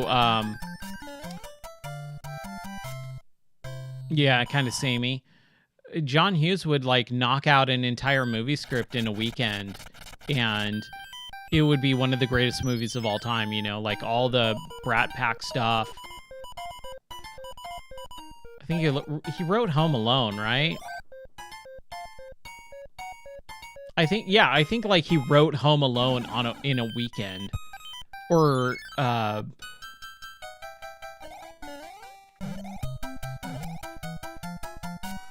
yeah, I never saw The Long Walk, but I heard not great things about it.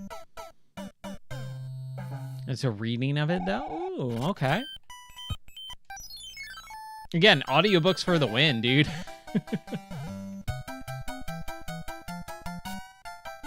We were gonna do this, and then we were just gonna jump it. It's so much easier to jump it than to try and make it happen.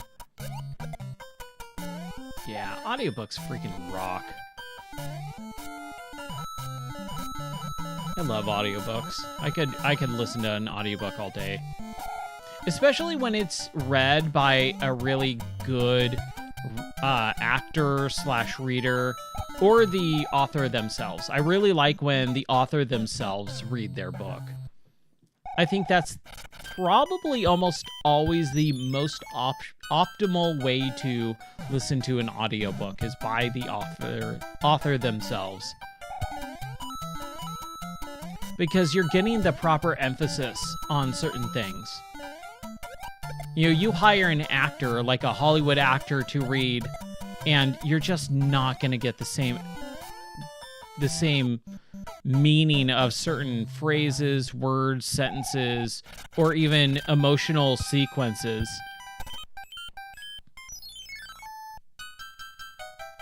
Oh, okay. So Stephen King actually does some of his own stuff too? Nice. Yeah, if I was an author, I would do every single one. Oh my gosh. I would do every single one of my books. I would do the audiobook for sure if I was ever a published author. Honestly, I would love to be at some point. I would love to write a book of some sort. And that was one of the reasons why I wanted to start this channel. Was originally Game or Die was supposed to be the jumping off point for work, because my work, I had to require filming and recording voiceover work. And so I started doing that, and I was like, you know what, to get a little bit of practice in, I'll record a podcast as well. And then with that podcast recording, I was like, well, I like doing podcasts, but streaming, I can even practice a little bit more as well. So I could start doing that. And then I was like, oh, you know what? I would really like to write a book at some point. So I'll do that. And it's just like snowballed from there. So podcast, book, all that type of stuff. Just from the fact that I really like audiobooks and voiceover recording and stuff like that. And also from work. Work really helped out with that.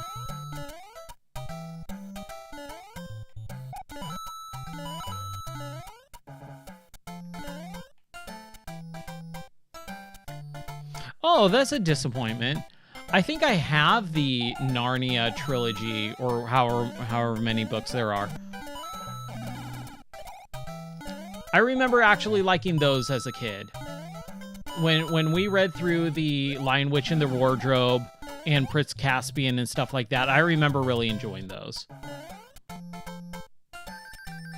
I think I've got this level down pat. Yeah, narrating is a skill. It is not something that you can just pick up and do unless you actually have the talent. It's something that you have to, but like with a lot of skills, they can be practiced and taught over time. 7 books, okay.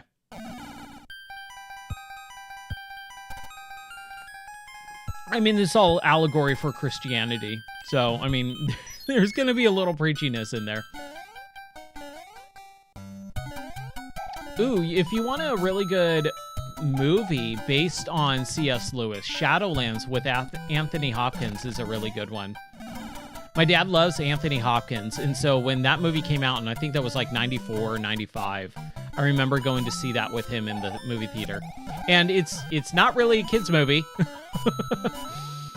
It is like it's a biography movie about C.S. Lewis and his like wife dying and all this stuff.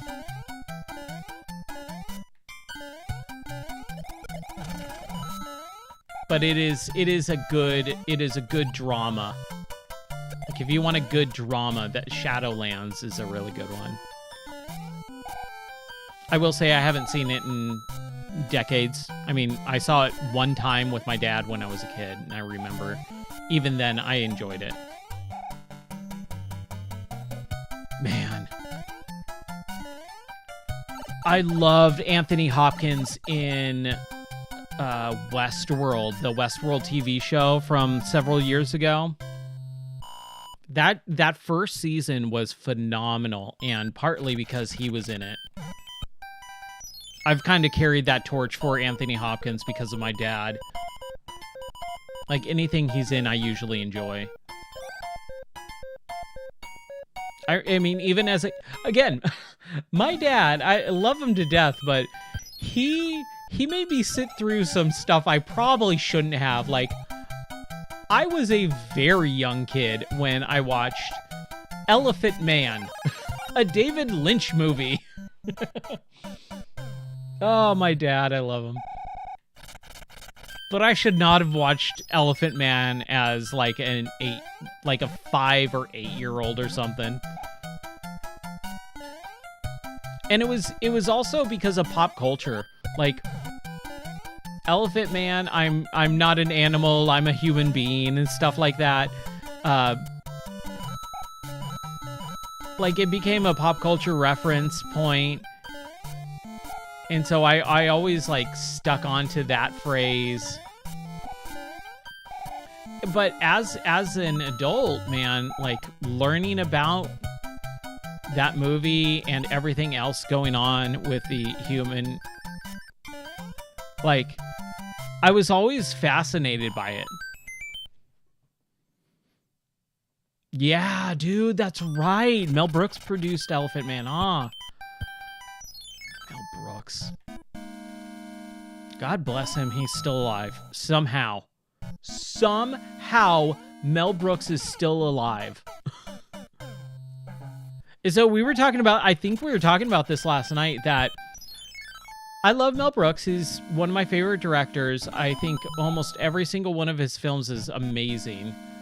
But as much as Spaceballs is great, yeah, he's like 99 years old, dude. And he's making a movie. He's making Spaceballs 2 right now. And so last night I was saying that I'm kind of bummed that Spaceballs, dang it, that Spaceballs 2 is it's gonna be his final movie. And it's like, really, Spaceballs 2, especially after History of the World Part 2 came out and kind of did not do very well. Like, I'm just kind of a little bit bummed that that's going to be his end cap to his career, legacy, life, is Spaceballs 2. Because, like I said, I love Spaceballs, but I don't see it as, like, a sequel. Other than the singular yogurt joke, right? Spaceballs 2, may the Schwartz be with you. Like, that's a funny one-liner joke in that movie. Oh, crap.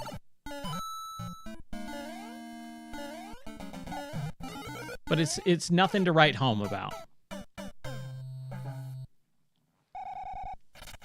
Yeah, nearly 100 years old, and he's still doing stuff. Merchandising. Yeah, that's right. It's all about the merchandise. Why do I keep doing that? Why do I keep falling for that stupid thing? All right, let's see if we can. Oh, come on, Ryan. Just make it through this level.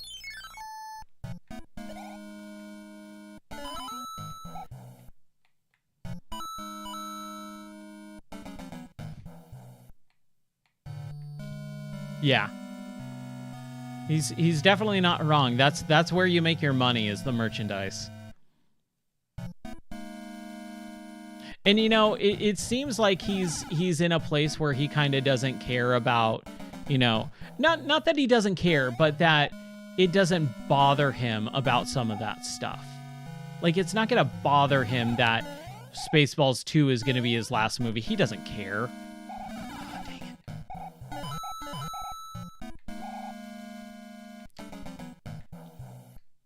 There it is.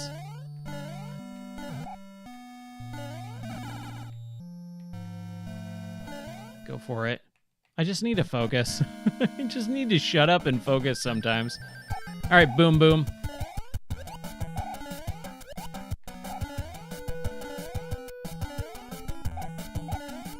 Yeah. I mean, dude, once your wife passes, like, I get it. I can totally imagine.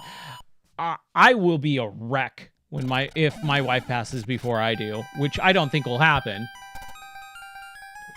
But if it does happen, God forbid, I could see myself being just done with everything. Just being a recluse. Oh my gosh, I'm so glad at least we got that stupid castle done and out of the way. Hey, a new level. Look at... Crap, dude. Oh my gosh. A new level. Ooh, I like these ones where they kind of go in and out. That's always fun. But we're here to beat stuff. I always like these P blocks that go drop below too, and just drop down in a straight. Oh my gosh. Okay, I'll kill him. That's fine.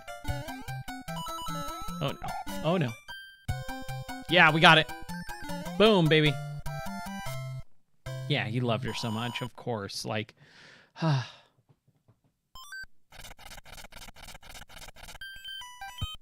yeah, imagine, like, your wife passes away and then you just have to live the rest of your life. Like, what do you do? Like, especially when you're that old and you found the love of your life, you're not gonna remarry.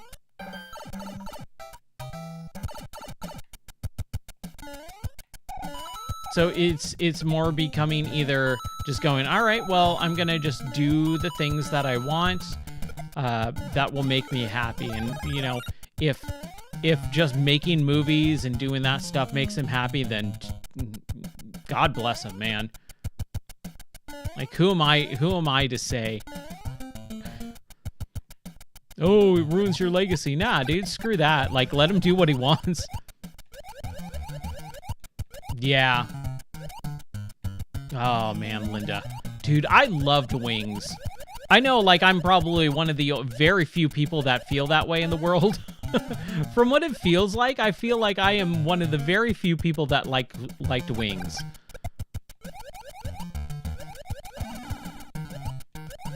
Back in the day when they released that triple box set, I had it.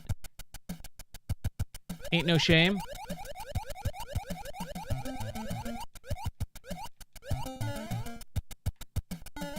Oh, I hate these guys. Oh! I almost had that, too. Wow. Oh. Really? Dude, Christopher Lee is, like, everywhere. Man, he was a cool dude. Okay, so we can... Oh, we gotta at least... Wow, do we really have to do 1 and 2? All right.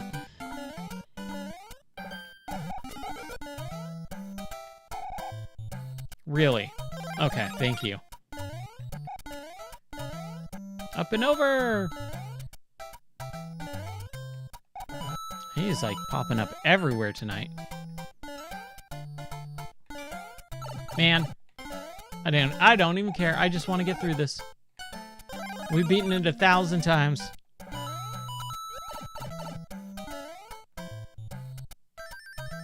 Make it happen, Cap'n.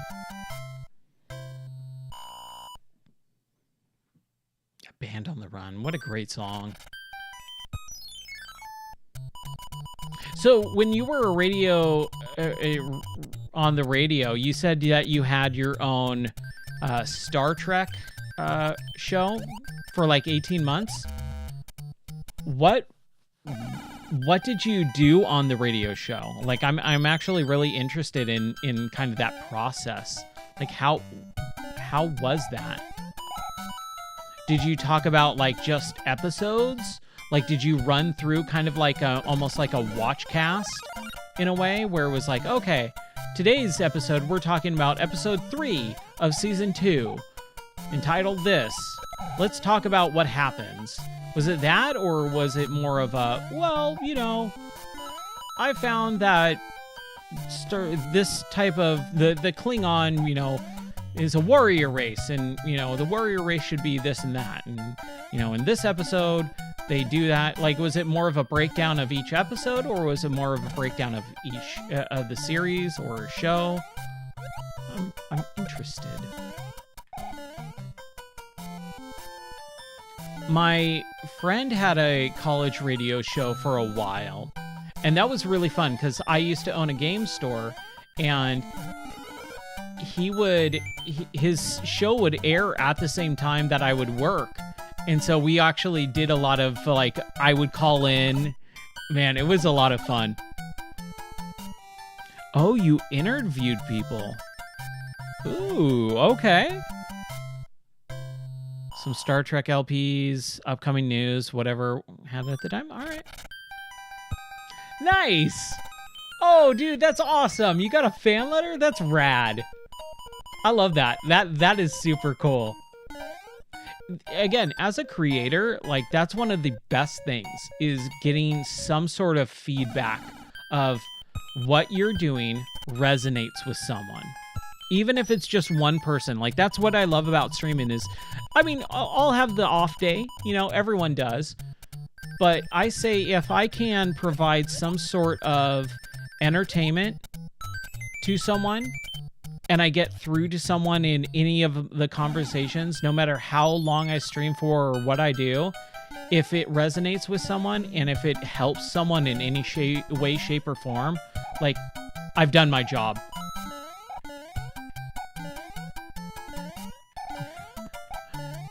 Rocket Man.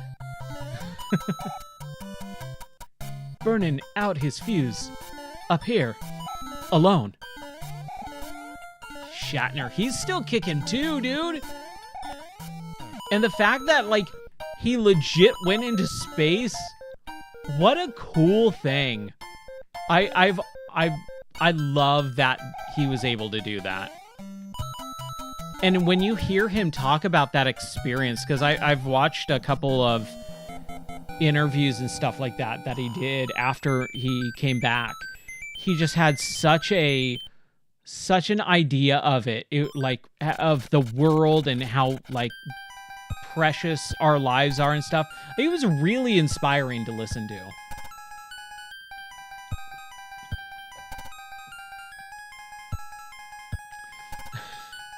Yeah, Leonard Nimoy. Oh, dude, so it's one of those things that I didn't realize until way later on, and it's because of my wife.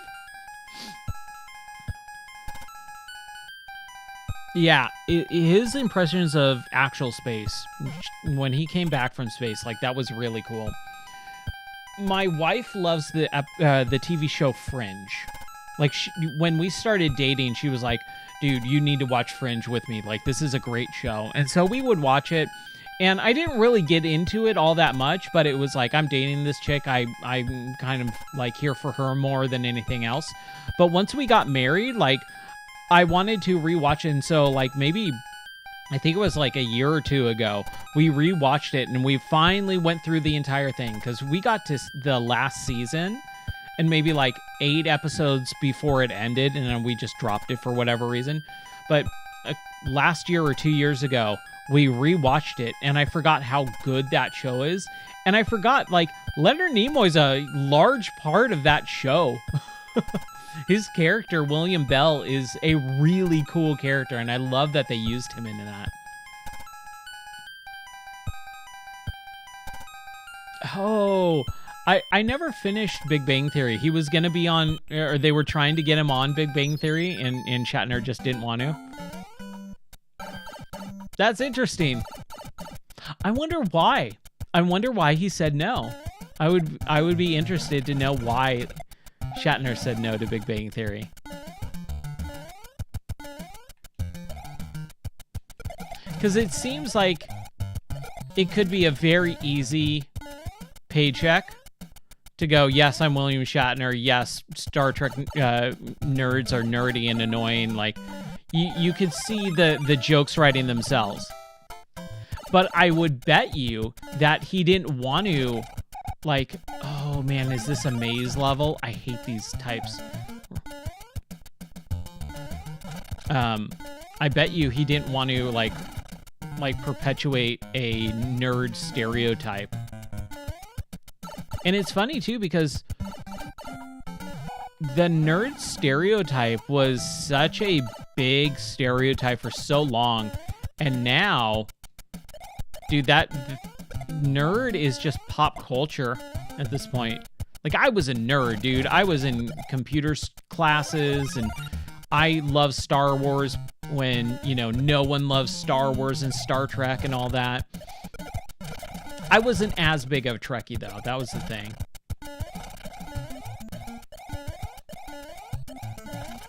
Yeah, exactly. You know, the whole, like, you're a nerd, get a life type of thing. Like, it's not funny when you're just continually saying it, you know, for years and years and years and years. Like, it wore thin by that point.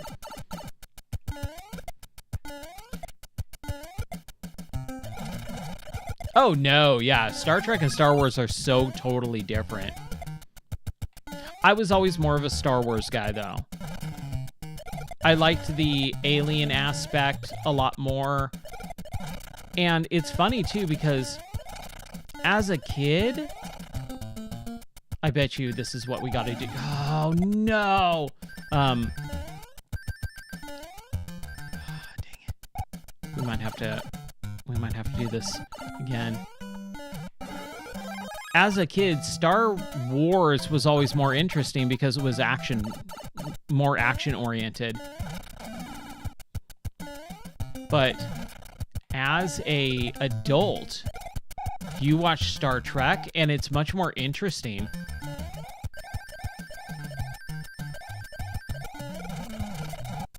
Give me a second here. Let me just focus. There it is.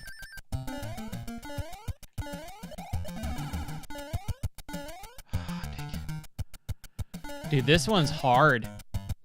Do I need to go to that second one? But as an adult, Star Trek is much more interesting because there's a lot of weird... a lot more historical and interesting things going on with race and history, and a lot of it's just so much more dialogue heavy and concept heavy. I think concept might be the correct word that I'm looking for. Yeah, and all the politics stuff, like political. Yes. Man, why couldn't I not think of that? Yeah, it's a much more gender politics and all that type of stuff. It's a much more political show.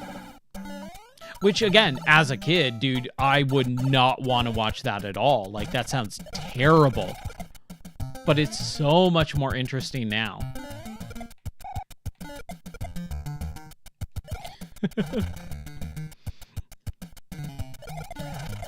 Well done with that TTS on that, by the way. It read that exactly like how Shatner would talk. I've always loved the Shatner vocal delivery.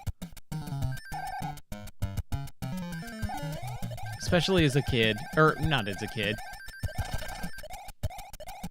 But as a younger dude. Especially with like early Family Guy when they would make fun of Shatner.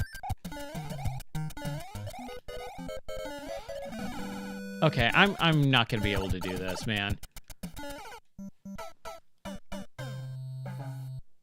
It's like impossible.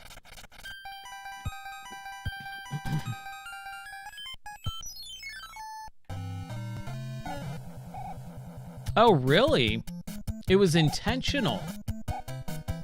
Okay. I did not know that. Ooh, we got a cloud. Okay, oof. Yeah. All right. We're gonna, well, we have to do this now. Oh, wow, I forgot the slide. That ice.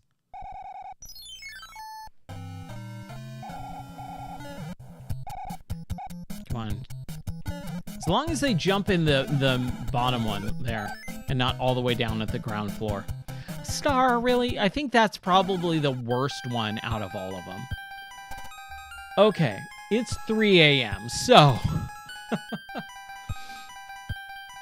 I've got to call it because I've got work in in just a few hours.